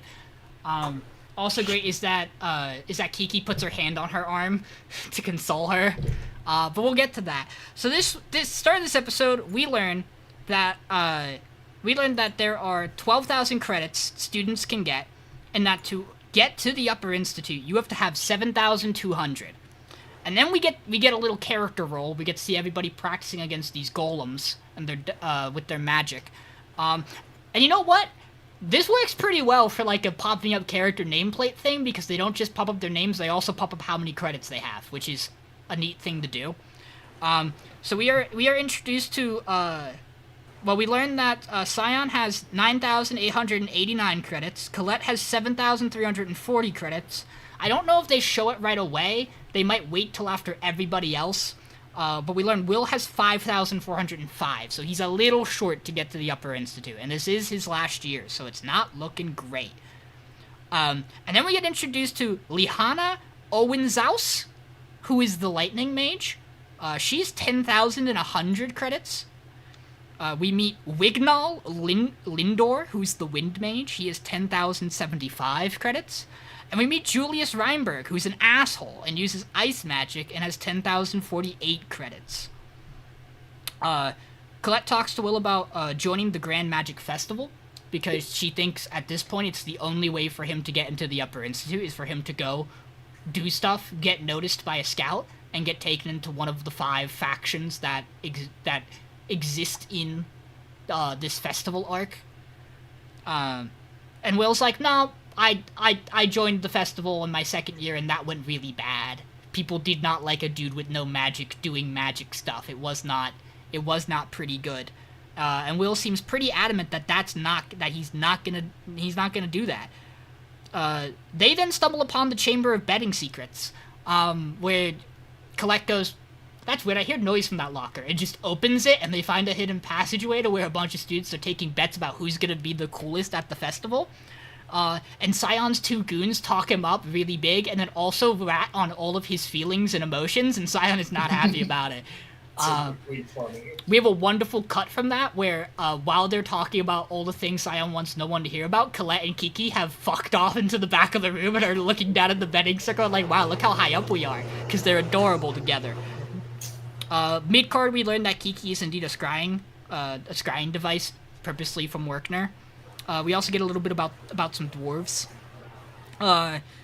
We get the scene where they finish their classwork, and Colette's like, "Hey, you wanna come into the dungeon with me? Maybe, like maybe two of us, just the two of us, could go into the dungeon for a while, have a good time." Dungeon? Can we dungeon together? And Will goes, "No, actually, I'm working part time at the tavern." And she goes, "Oh," and she gets depressed. So we cut to Will and Rosti both working at a dwarven tavern, where Julius comes in his massive ass hat. We get a really cool scene where Will is putting a spoon away and drops it, and then we slow down time as Julius and his goons walk in. They be a bit racist, talk some shit about the dwarves and the food, and Mr. Donnell, I believe is his name, the dwarf who we meet last episode when Will's delivering papers, is about ready to snap on this kid until Will takes his apron off, walks up to the group and goes, "So I'm gonna need you to say you're sorry." And they go, "And you're gonna make us do that how?" And then Will promptly plants Julius's two buddies into the ground, knocking him unconscious immediately. To which Julius goes, "You know, this slop's still slop, and I'm not gonna apologize about it," and kicks the dish onto Will. To which then they get into a heated argument, and Julius starts freezing the entire tavern over, and Will does some sick backflips and kicks some ice in front of him, and eventually gets pressed up against the wall. And we see that Mr. Donnell and Rosti are both ready to jump in and help Will. But as Julius is putting his weird ice flower thing that explodes onto Will, he stops and decides that he doesn't want to fight Will here. He wants Will to fight him at the tournament so he can make a bigger embarrassment out of him. And then Will goes, "Yeah, you know what? Sure. And when I kick your ass, you're gonna apologize and take back all the rude things you said to all the people I like." And then Will breaks out of the ice like it's fucking nothing. And that's where we end this episode. We get a really cool line from Rosti, where the dwarves are like, "Uh-oh, Will, we should probably stop Will." And Rosti looks at him and goes, you can't stop him. He's mad. Like, he's really like, no, mad. Will stop them. Yeah, this ain't your place. This is a really slow build episode for the beginning. They do a lot of, I don't cover it, but they do a lot of really cool, like, talking about the games and, like, the different things that happen magic-wise in the contests. And then we get this end scene where they just fucking kind of pop off, and this whole entire scene is rad as hell. Really makes you not like Julius. Again, really builds Will to be a pretty competent character who is also pretty likable. It's just all around a good time. Will's a good guy. He's just trying not to be racist. He's telling you to stop being racist. If you're not gonna stop being racist, he's gonna beat your ass. Yeah, pretty basic to him. Not gonna lie. It's one of those build-up shows where you're like, man, I wish I wasn't watching the podcast. So I could watch Will beat this fucking twink's ass.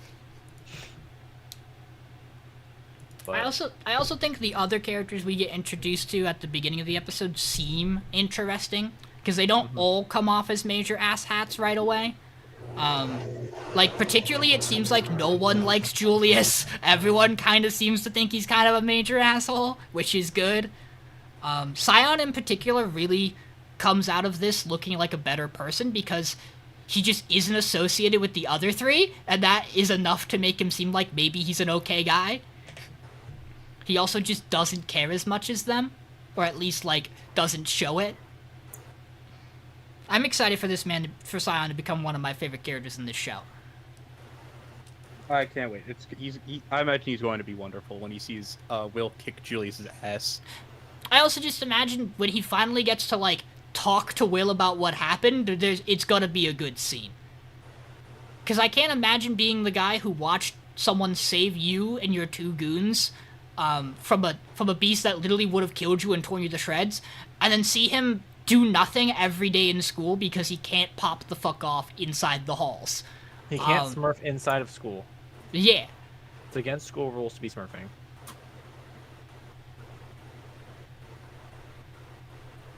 This show's pretty. I just enjoy how Julius lost his shot, because he certainly found a way to fight Will without his sword, and then decided to go, nah, go get your sword, come beat my ass.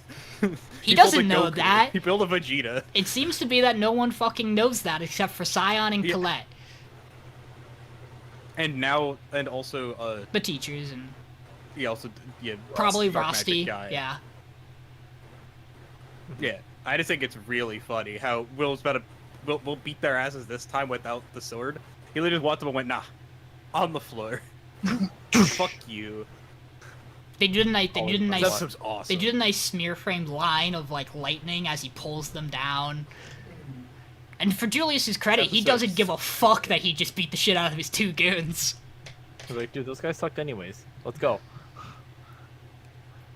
Yeah, the show's rad. I'm excited to see how Will does in the tournament. You imagine he'll do well, but he could also get smurfed down a little bit by some of these mages. So, did you expect him to not have like just complete advantage? And obviously, like when he fought the teacher was rightfully holding back a little bit because he was only using basic spells, whereas these guys are going to be using whatever they can pull up because they don't want to get embarrassed by the one guy who can't use magic. The second Will gets his sword, he fucking cooks the teacher. The cool thing, yeah. An answer to magic lets him just go crazy on people. It's also interesting to keep in mind that, like, Will's whole thing is that, like, once he's seen something, he has a very good understanding of how it works, and Julius might have just shown him a bunch of shit. He maybe shouldn't have decided to pull off a bunch of cool maneuvers in a tavern in front of him. That maybe wasn't smart. Yeah, maybe. It'll be fine. He's a gamer. I also like that we got the implication from last week's episode that earth magic ain't shit, and then in this exam, Colette just kind of pops the fuck off, and her magic looks pretty good. I don't think...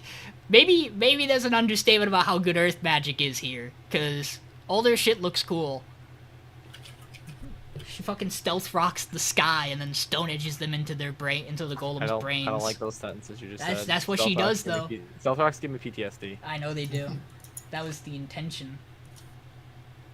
Cool. Yeah, I like Wistoria. I'm excited for more Wistoria. It's a good show. It's good. It's good action. Wholesome action fun. Good action. Good. This is like good action make brain go burr. Yeah. Yeah. It is time to move on to VTuber. Oh boy, VTuber. So, this week on VTuber, finally our hero, our legend, our Oshi, Aoyakui is monetized, and so she's gotten a bunch of big super chats. So she's like ready to spend that dough, and so she decides to buy the game that's definitely not Ring Fit Sports. It's Ring Bar Sports. Bar Fit. In which the big rage of the big workout game is like, what level should we start at? Obviously, like the moderate difficulty, and they're like, you're going to die. And then she's like, okay, fine. Baby bitch way difficulty, I get it. I run to the fridge, that's it. That's my exercise for the week. I inhale Stro Zero, and I run to the fridge, that's it. So everyone's playing the workout game. We see the 3 different tiers of VTubers. One that sounds like they are having an interesting time doing it. One that is super motivated and succeeding. And then we have her, who's the happy middle ground of just trying to stay alive. And so they successfully finish their Ring Fit adventure. And then she gets a call from her manager, who's like, hey. Well, first she goes peeks on one of her other cohorts who's playing Gardic Phone, who draws a picture of swole Aoyakui, like, bending the bar in her little, like, Stro Zero, like, spectate streams.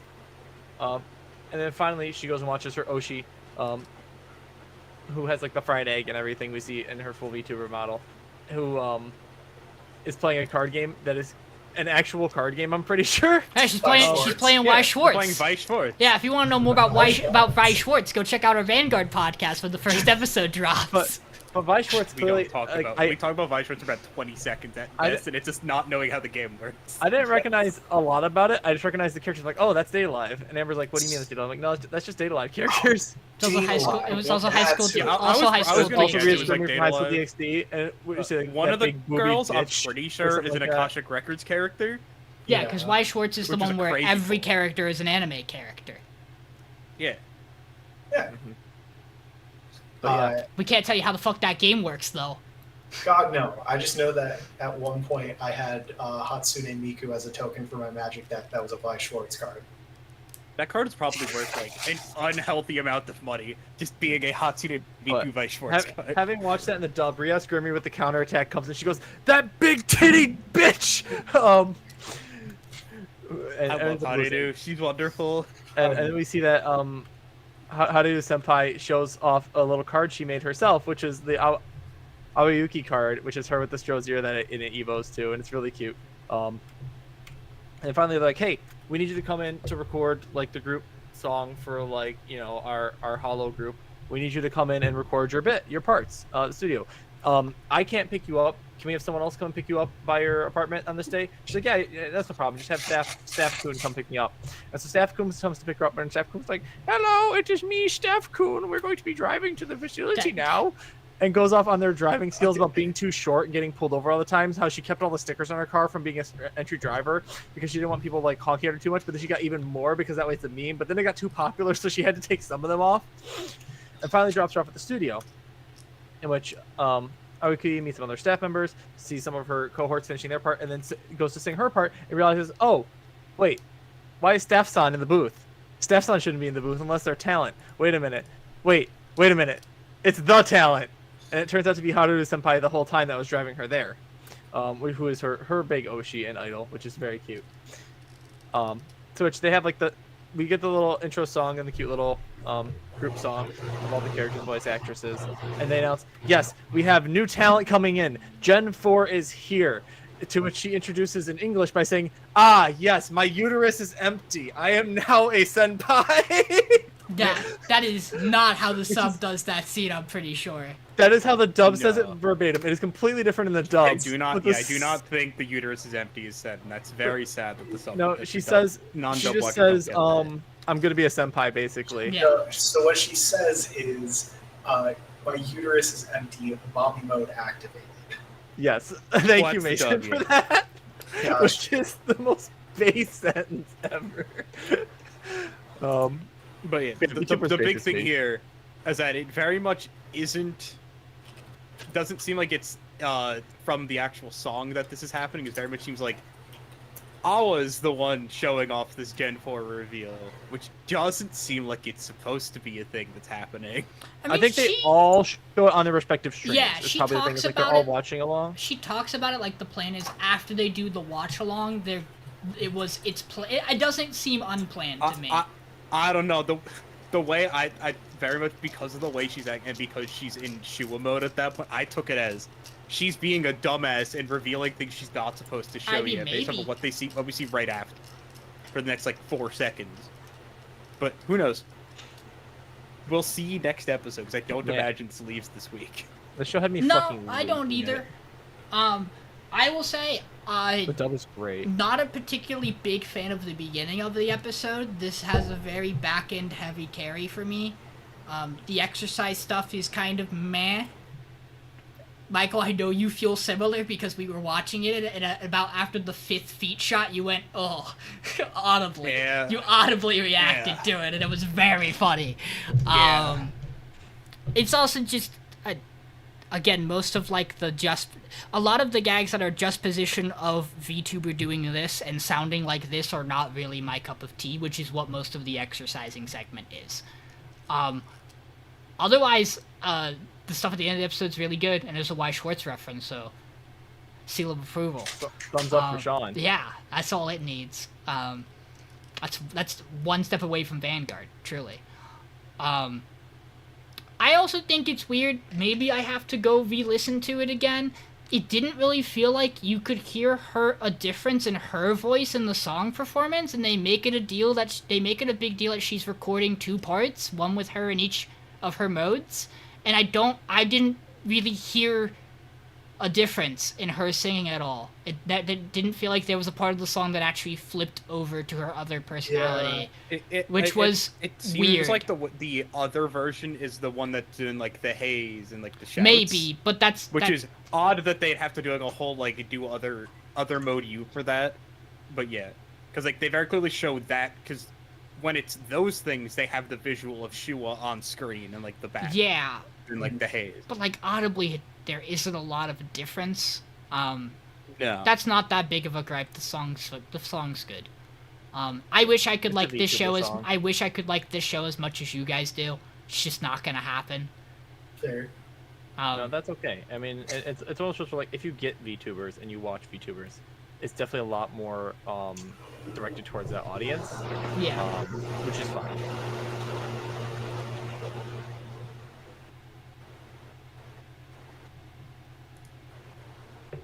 But Mason, what'd you think of it? I enjoyed it. I think the show's funny. I'm with Sean on the exercise got old real fast, but the back half of this episode was funny. Which is definitely fair. The sub also we didn't even doesn't talk about the best part of the Harudu stuff, which is when she's introduced to Staff Kun. The way they draw the Staff Kun characters is as gray torsos without heads that don't move. Yeah, it's so good. It's just sliding across the screen. It was so funny. Yep.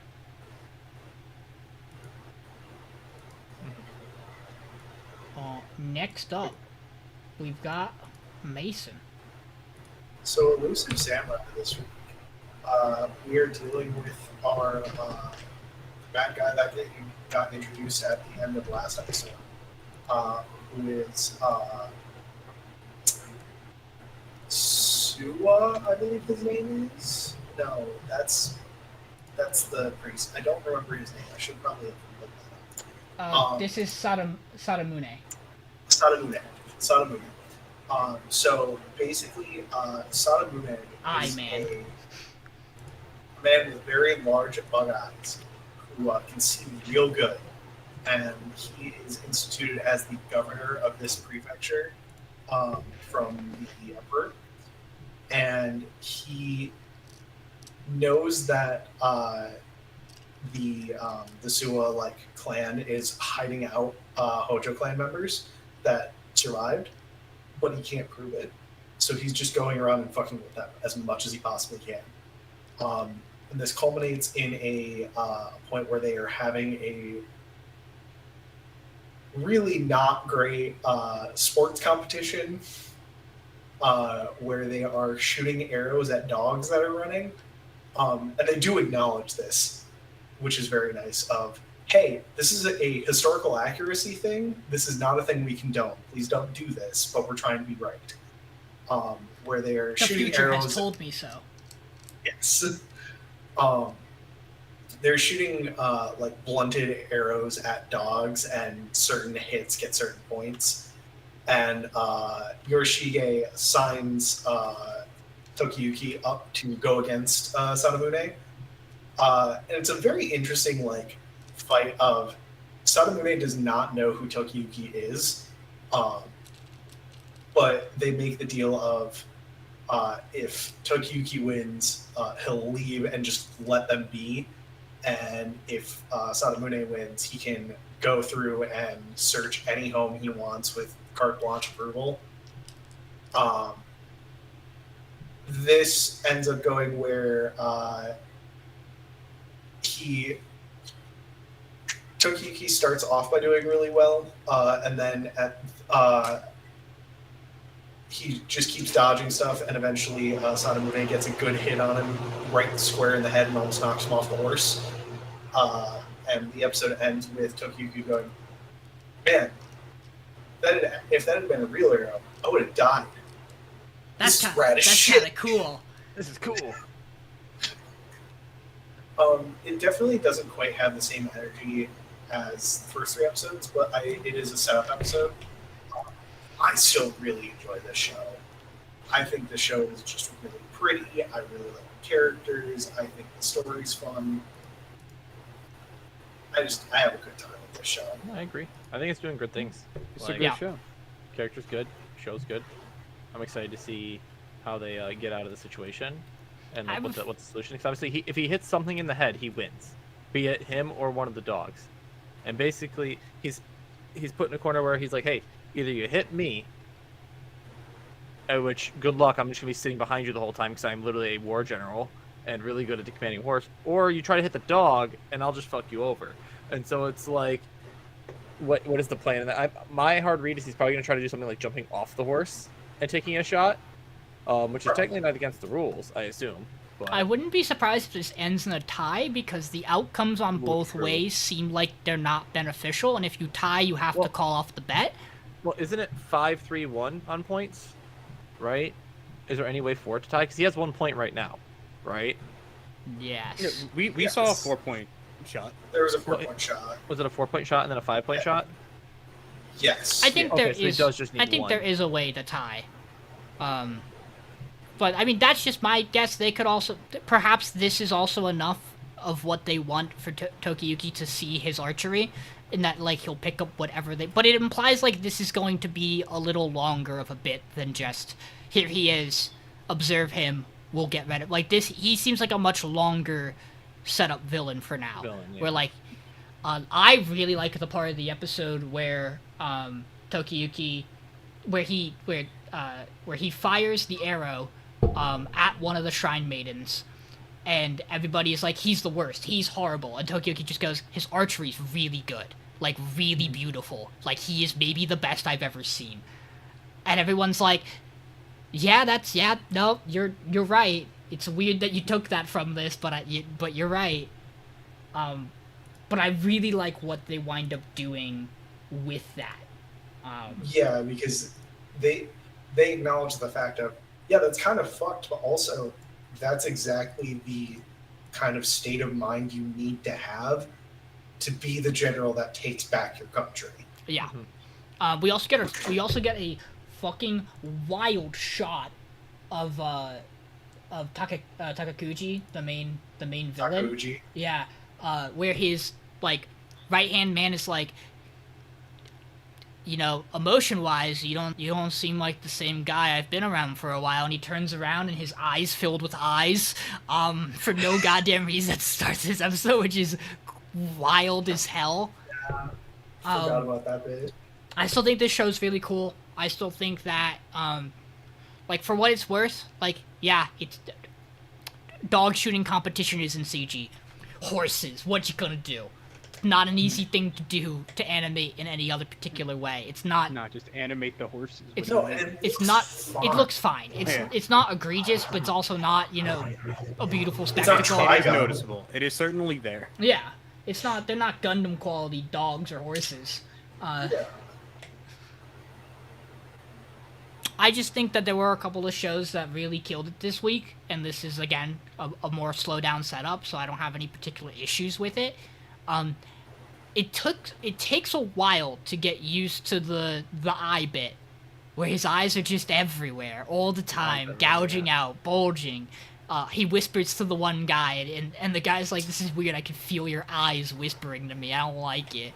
He has the bit where he goes and he goes forehead to forehead with Sua and fucking hurts his eyes because his eyes touch Sua's forehead. Realistically, I imagine I would like this more if I was reading the manga as a visual thing. fair. I still think it's neat and cool to like enunciate a character's feature like you have the guy he's talking to who also has really big ears because that is a traditional thing they like to do in these styles of shows where they have a spy where his ears are really big because he hears really well. I think it's neat, and it was a little unnerving for most of the episode, but I think by the end of it had kind of grown on me as a visual element. Fair. Michael, Yeah, how do you It feels feel? good. I do like these characters. The show's really well done. Same thing. I think there's other things that I liked more, and I'm overall like enjoying a little more. But even that, like, really, the way my power ranking is done is that I think 1 through 7 are all really good shows. Then like there's the other ones. Yeah, right now I really only particularly have a problem with my bottom two. Everything, it's like my bottom two, and then like my next 3 or 4 I'm pretty fine with, and then there's like the top bunch that I think are rightfully up there.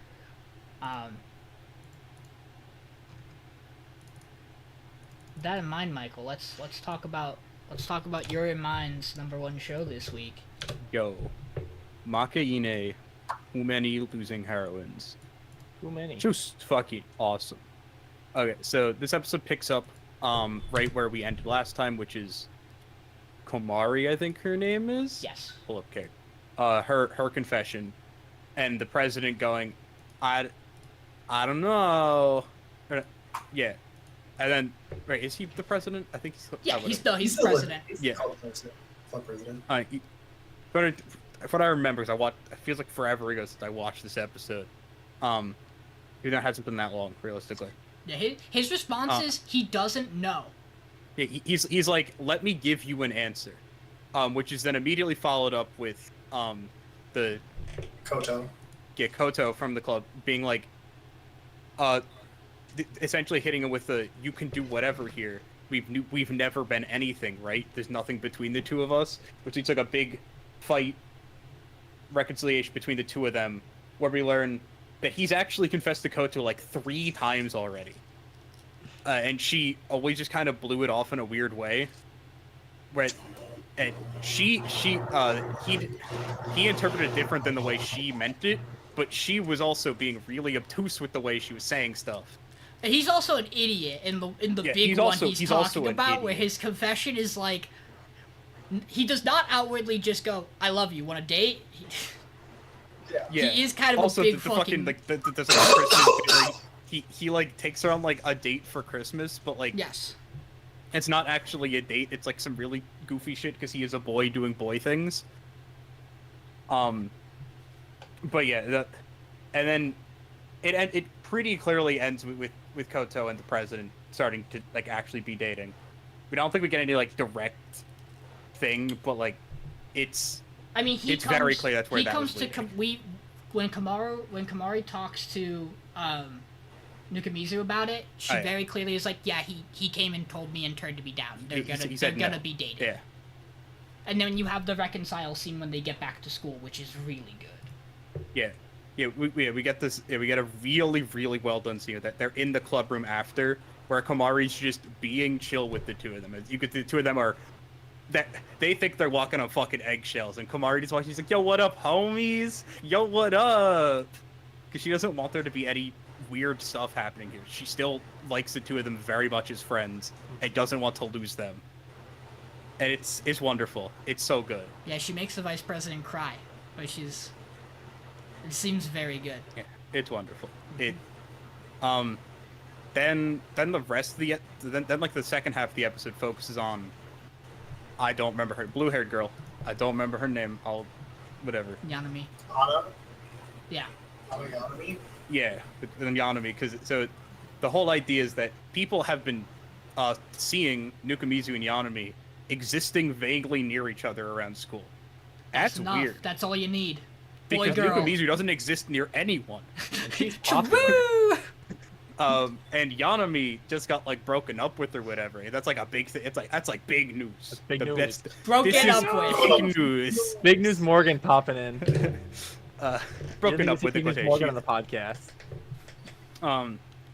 And so he hears Nukumizu overhears people like spreading rumors like, oh, did she move on? Is he the next one she's going to date? But also she's way out of his league. Blah blah blah. The Nukumizu, we have a really, really hard-hitting scene where he's like eating the lunch from her, and she goes, "Okay, how much is this worth?" And he sits there for a second and goes, 2,618 yen or whatever the number. It's like 2,637. The rest. Which is exact. Which she goes, "Wait a second, that's the rest." And he goes, "Yep, that's it. We're all good." And she goes, "Fuck you. That's dumb. I was actually starting to enjoy these. Fuck you," and leaves. Oh my god, did it hit? And then they just don't talk to each other for a little bit. Yeah, and then he gets confronted by the guy who Sosuke. in quotation marks dumped her. Sosuke Hakamata. Yeah. And then Nukumizu and Sosuke have this whole little like confrontation where Nukumizu's like, she liked you. You know that, right? She like really liked you. And I don't know if she's moved on or whatever, but she likes you. And then Yanami walks up and goes, who the fuck's talking about me right now? Then they have this little confrontation between the three of them. Fuck you. No, where fuck she goes, you. yes, I still love you. I won't stop loving you. Whatever. And it's nice. We finally get like a proper end to that little thing. Like it's finally like been concluded that all the stuff with the anime there. Which then I want to say the episode ends with the roof scene. Yeah. Yeah. So then Nukumizu and Yanami are on the roof. And Nukumizu is a fucking dumbass. But he's like, I gotta talk to you about something. And Yanami goes like, oh no, bad, don't do this. They're on the roof, and Nukumizu's like, would you, like big deep breath, and Yanami goes, no, before he even says anything or whatever. And Nukumizu then finishes, be friends, and she goes, wait, you want to just be friends? Yeah, no. At the same time that he asks, "Do you want to be friends?" She goes, "We're just friends." I just want to. And be they're both like, friends. wait, did you say friends? I said friends. No, you said friends? Okay. And she's like, you're a dumbass. Were we not already friends? And he's like, I don't know. I haven't done this thing before. I don't have friends. This What whole are friend they? thing, this is new to me, and it's wonderful. These two are. I adore this show. And then- this whole cast is so good. And then she And also like Lemon shows up or something. And then she also hits him with the welcome to the broken up club, and he goes, I didn't ask anyone out. I've never been broken up with. This is not how this works. I am not a part of this group. She goes, you're a part of the group. You're part of the group. I just dumped you without you even rejected knowing you. it. Mm-hmm. I reject you. You're one of us now. Nerd. This is a very good episode. This episode's incredible. So much shit happens. This episode feels like 50 minutes, but in a good way. It's one of those good. It feels like 50-minute episodes. Yeah. This is one of those episodes I think we finished, and I was like, damn, that was a really long 20 minutes. And then we went to the next show, and it was like, damn, that wasn't 20 minutes. I forget what did We go watched to? Elusive. Next would have been Elusive, which even But realistic, which didn't Elusive- feel like the same length of show. Elusive felt longer than 20, but not like in as good of a way. Like it was very Yeah. much a slower setup, so it felt longer. Like Elusive had that same thing where it was like a lot's happening here for 20 minutes. I Here's love like a later show we watched, and I was like, damn, and that was 20 minutes. Crazy. cheer for you, probably. Probably. No, a good amount happened. these characters are really good. I adore all of them. I think it's great that Komari is the character who almost gets it. She almost gets what she wants. It almost works out. There is a moment in that episode where you almost think she might win. I Very missed the brief, entire a very thing brief moment. I missed the rest of Komari this episode too, where she's constantly bugging Nukumizu. She's like, hey, you don't got friends. Fuck Yeah. you. She's just a massive troll to him. And then she also is the world's greatest wingman, because there's a point where she's like, Lemon, I want to learn how to run a mile. Let's go teach me how to run a mile. And Lemon and Komari looks at Nukumizu and goes, you fucking owe me. I'm giving you alone time with Anna. Also, Komari's bread. She always has like a bag of bread with her. She's like inhaling. Yes. There's a bit where she's fucking nibbling on it like a rat, and it's gone. It's gone the next scene. She just consumes it. Yes. I love it. Again, these four are wonderful. I want the best for all of them, and I want them don't all imagine that's not be going to losing happen. But heroines. we hope. However, only one of them can be victoring heroine. In some Heroine? way, Heroine. in one way, I dislike the fact that Nukumizu never have the conversation when Nukumizu's like, I did what I did because I didn't want people making assumptions about us. Like, they never really have the conversation about why he cleared the amount. But like, they settle it in a way that it is good enough for them, and so I can't be mad. Like, It's the very two of them to do it that way. Yeah, the two of them reached their conclusion without ever really getting Nukumizu's reasons for why he did what he did, but, like, she doesn't necessarily need them. She just wants him to realize, bad call, dude. I want to be your friend. You don't get to make my decisions for me, which he realizes when he tells off her crush and is like, you don't get to make decisions for her. Wait a minute. Whoops. Oopsie. Whoopsies. I understand my flaw. We've made a crucial error. A critical error has occurred. Yeah, this show's great. I mean, you guys said most of the points. I mean, I like all the characters. I love the definitely not a confession scene. She's like, I'm sorry, I'm not interested in you, only as a friend. He's like, wait, I just want to be friends. She's like, wait, we weren't friends? What do you mean we weren't friends, you dumbass? It's wonderful. It's so wholesome. I love her. It's From the moment she trauma dumped on him in episode 1, best girl on this show. It's also a little crazy that she's kind of like a popular girl, because she originally doesn't really give you those vibes, but it makes sense. She's very it girl vibes. Yeah. Also, Lemon's older than him. Yeah, Lemon's a year older. Which is... we didn't know until, like, this episode. Which means she just swings by his classroom every morning. Just to say hi, you know. Yeah. No, Yeah, say hi. It's the homie. Say hi. Yeah, no Hang out reason. with the boy. Nothing going on there. No Nothing. interest.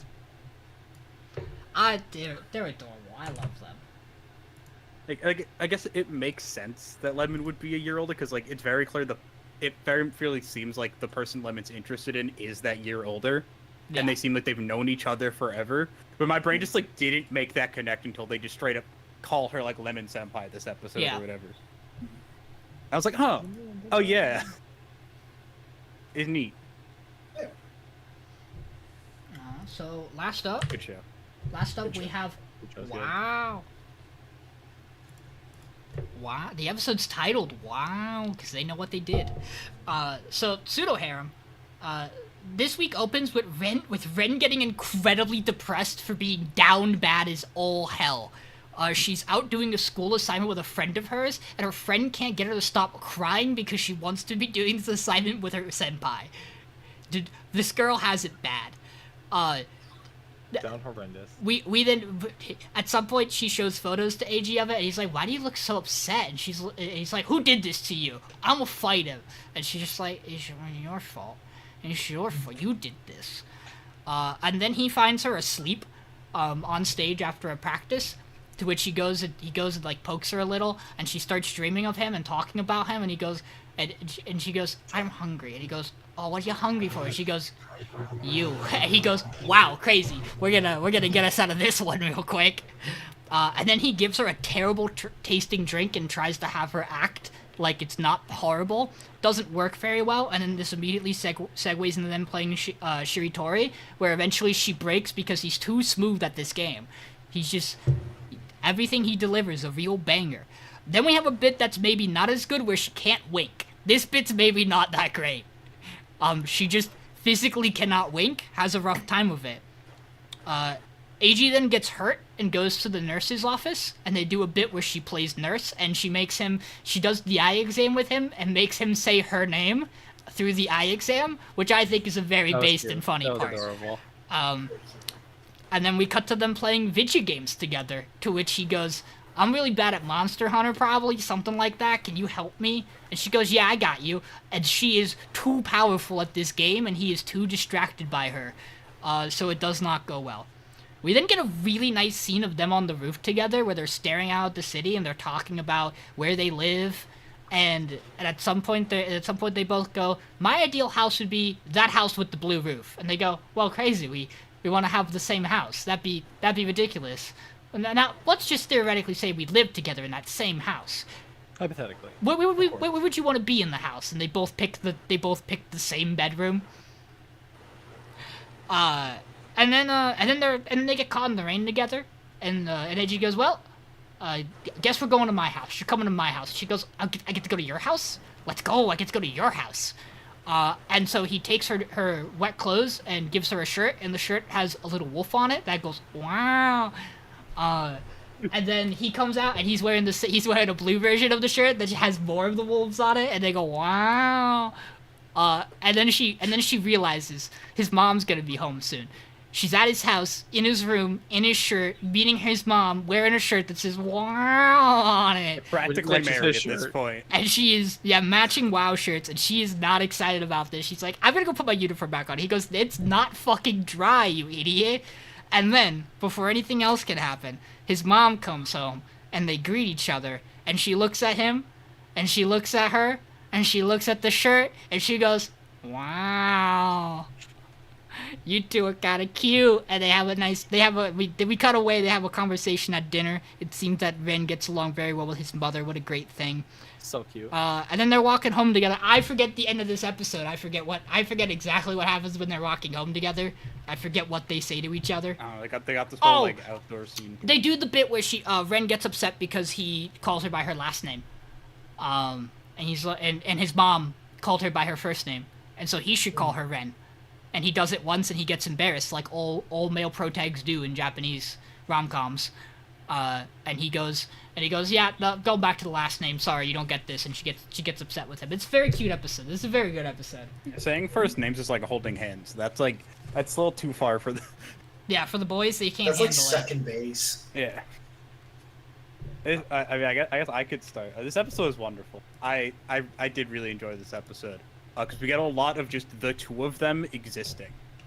Mm-hmm. And I think my biggest issue with him was that almost every line he said between episodes 1 and 3 was, "Hey, but what would Imp-chan say? Hey, what would Cool-chan do in this?"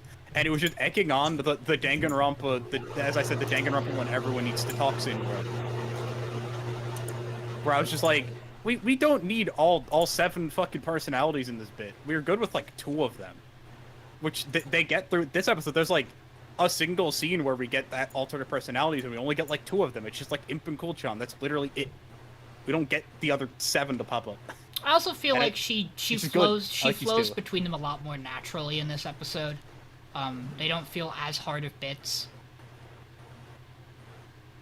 Yeah, his episode was just good. It's The dog very shirt, cute. I need that. I need that merch Yes. to be sold so I can obtain it. It's so fucking funny. Wow. That shirt is incredible. She's fucking adorable. She's wonderful. Mhm. I still also like him. I don't have a real issue with him. I think he's fine. It was more literally He's just fine. Yeah. his issue that every fucking quote I could literally probably pull like 15 fucking quotes of him just saying, "But what would that person say?" Is like half of the stuff he said for episodes 1 through 3. And it was just that was the thing I disliked, was the constant egging on of, "But what would this personality do here?" It's like, just let her be a person. Yeah. Have we tried It's this again, one? she's wonderful. Just Yeah. base her is amazing. She's also down absolutely Yeah. horrendous. It's so good. This intro bit's amazing. It's so good. But what I like a character that's unapologetically down bad. Honestly, Yeah. like, it's very fun to watch a character just absolutely lose their shit over another character. Even if the other character is completely oblivious, it's just like, yes, you get it, girl. You're trying. We respect that you're trying. this is the season of being in love and being in love hard. Mhm. Sometimes it doesn't work out very well, like every character in Losing Heroines. Sometimes Yes. sometimes it doesn't work out very well because you're in love with a guy who has a childhood crush who is his entire motivation forever and ever, and she is leagues above you. Whoops. Sometimes your childhood crush, or like Sean is saying, sometimes your crush is just the best prodigal mage in the history of existence, and his only goal for living, and Is you to lose look at the those. You sky just with lose her. those. See, and What do you sometimes your do? crush is your childhood friend who is assigned male at birth, but then wears girls' clothes, and that makes you feel things. And sometimes your crush is actually not your crush because you don't know what that means, but you want to know what it means because you think that's the right thing to do. And your dad is away seeing whales and he won't respond to your messages. And sometimes your crush is just your crush from when you were a child, but is also happens to be Russian and speaks in Russian, but doesn't know that But you speak maybe Russian. she isn't, and maybe you know her sister, and maybe you're her sister's crush, and maybe there's going to be 5 more Russian characters by the end of this just some story. random Russian girl that pops in out of nowhere and it's just like, "Hello, my childhood friend." And sometimes Just your to fuck with everything. and sometimes That'd be your a crush is crazy a thing to have. psychotic clown who you've been isekai'd away from, and what the fuck do you do with that?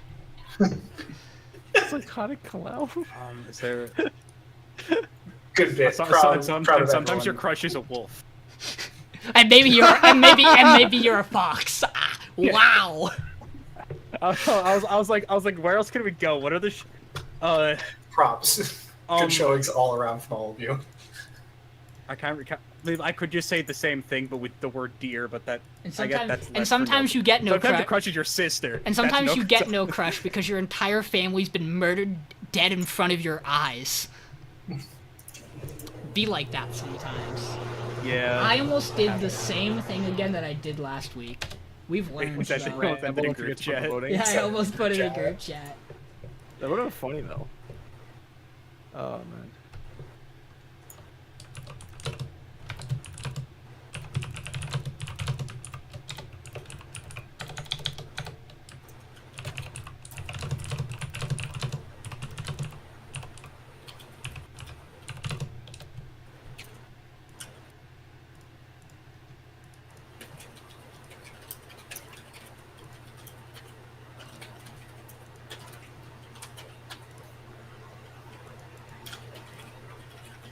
Oh. Guys, and sometimes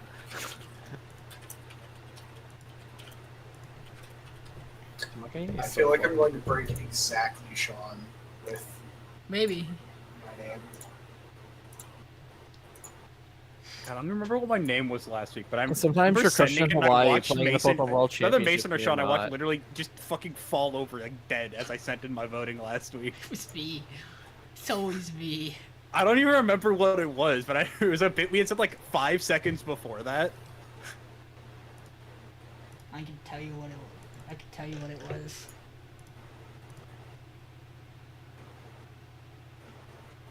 Oh yeah, no, that was it. Yep, not saying that again. No, we're leaving that in the past. Oh, that. Nope, Yep. Okay, got it. Picked it up. We got it. Yep. It was about the cheer for you thing. Yep.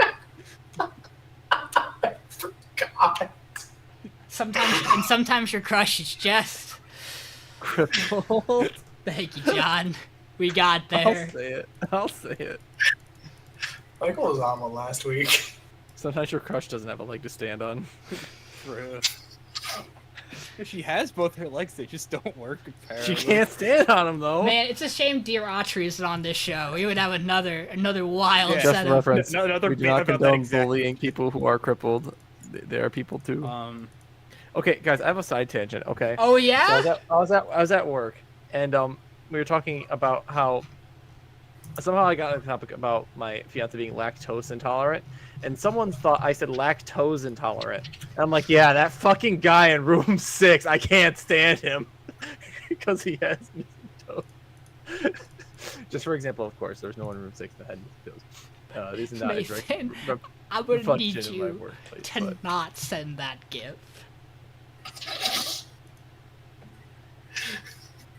What's crazy is that is only a part of how fucking insane that scene is.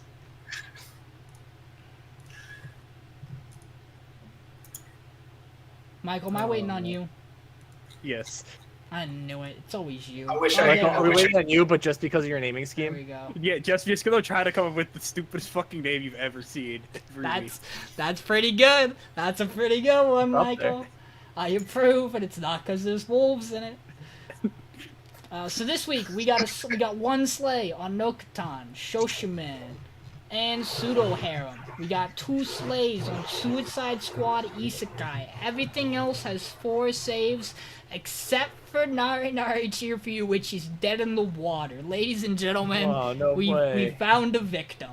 A Trick, body trick. has been discovered. A body. So we're gonna say goodbye to Narenare Cheer for You. Who could have seen this tragedy coming? Tragedy. Yep, we're all so upset. We're not gonna be able to watch the resolution of Michael Line. So that video of what's it called, where he's just like, wow. Anyways, Michael, you want to say your name one last time before you delete the sticky note? Nah, Sticky Note's never going away. I'm just gonna add more shit to it. You're just gonna keep So it her could be- name there forever. Yeah, no, I think it'd be funnier if I just kept adding new things to the bottom of this. But rest in peace, Ana Vedo Nakamura dos Santos Moreira Cucitini. Thank you. You had a decent run. Did For she? A little bit. Did she really? She had a really good part. in They made it episode 2 weeks, 4. which is honestly not very many, but it's more than I expected. Yeah, fair. It If I was had indeed a 50-50. If I had a nickel for every week, I had a this was week for on every the show. nickel. I had a week for every If I had a nickel. week for every nickel I got from shows that had characters that used to be delinquent that are trying to hide, I'd have 2 nickels. We got that. We got that this week. Which is We got exactly how long. we got two sports equipment shed scenes. Fuck. True. Yeah, We're and one running was it. awful, and the other was Okay. blue. We've had 3 sports equipment shed scenes this season. 3? What was Classic. the other one? What other show had them locked It was, in the there's equipment? Heroines and Nokotan. Yeah. What other show locked What other them one in? had it? Oh no, I'm Mason's watching ahead. Alya this week. I was- Spoilers, guys. I was thinking Alya had a shed scene. No, It was- no, it that was- was that they was, were not that was, in that a was a shed, changing but- room. That's for That's episode. amazing. That's for episode 7. That's after the beach episode. Well, is that after the sports festival episode though? No. That'll come later That was because the cultural they've festival already episode. Oh, silly they've me, already silly me. teased that in a flashback. They So already gotta, did the- they that'll already be did late. the cultural That'll be later. festival. Yeah, Or they'll silly come me. back to that in episode 10. Amateur hour over here. Yeah, My you bad, gotta guys. you gotta know. I gotta step it up a little bit in my anime knowledge. Yeah. My So we first watching. season. That's actually going to be what Nokotan episode 10 is. Yeah, we'll see the rice fields at the cultural It'll festival. be the cultural festival. Christ, And just Daddy. be about deer. Yeah. And just be. Well, ladies and gentlemen, that will be it for this week's episode. We'll be back with episode 5s. Stay tuned in the coming days once I have the time to finish editing it for a special Card Fight Vanguard podcast episode. But I A wasn't invited podcast to. that My we friends call. hate me. It's called Stand Up, and we know you don't like standing up, so we decided to let you sit down for a while, John. You've been working hard lately. I appreciate it. The only time you stand up is when you run and you bun. I don't You run. should go follow John on his Twitch so you can watch him run and bun. And that's it. That's all.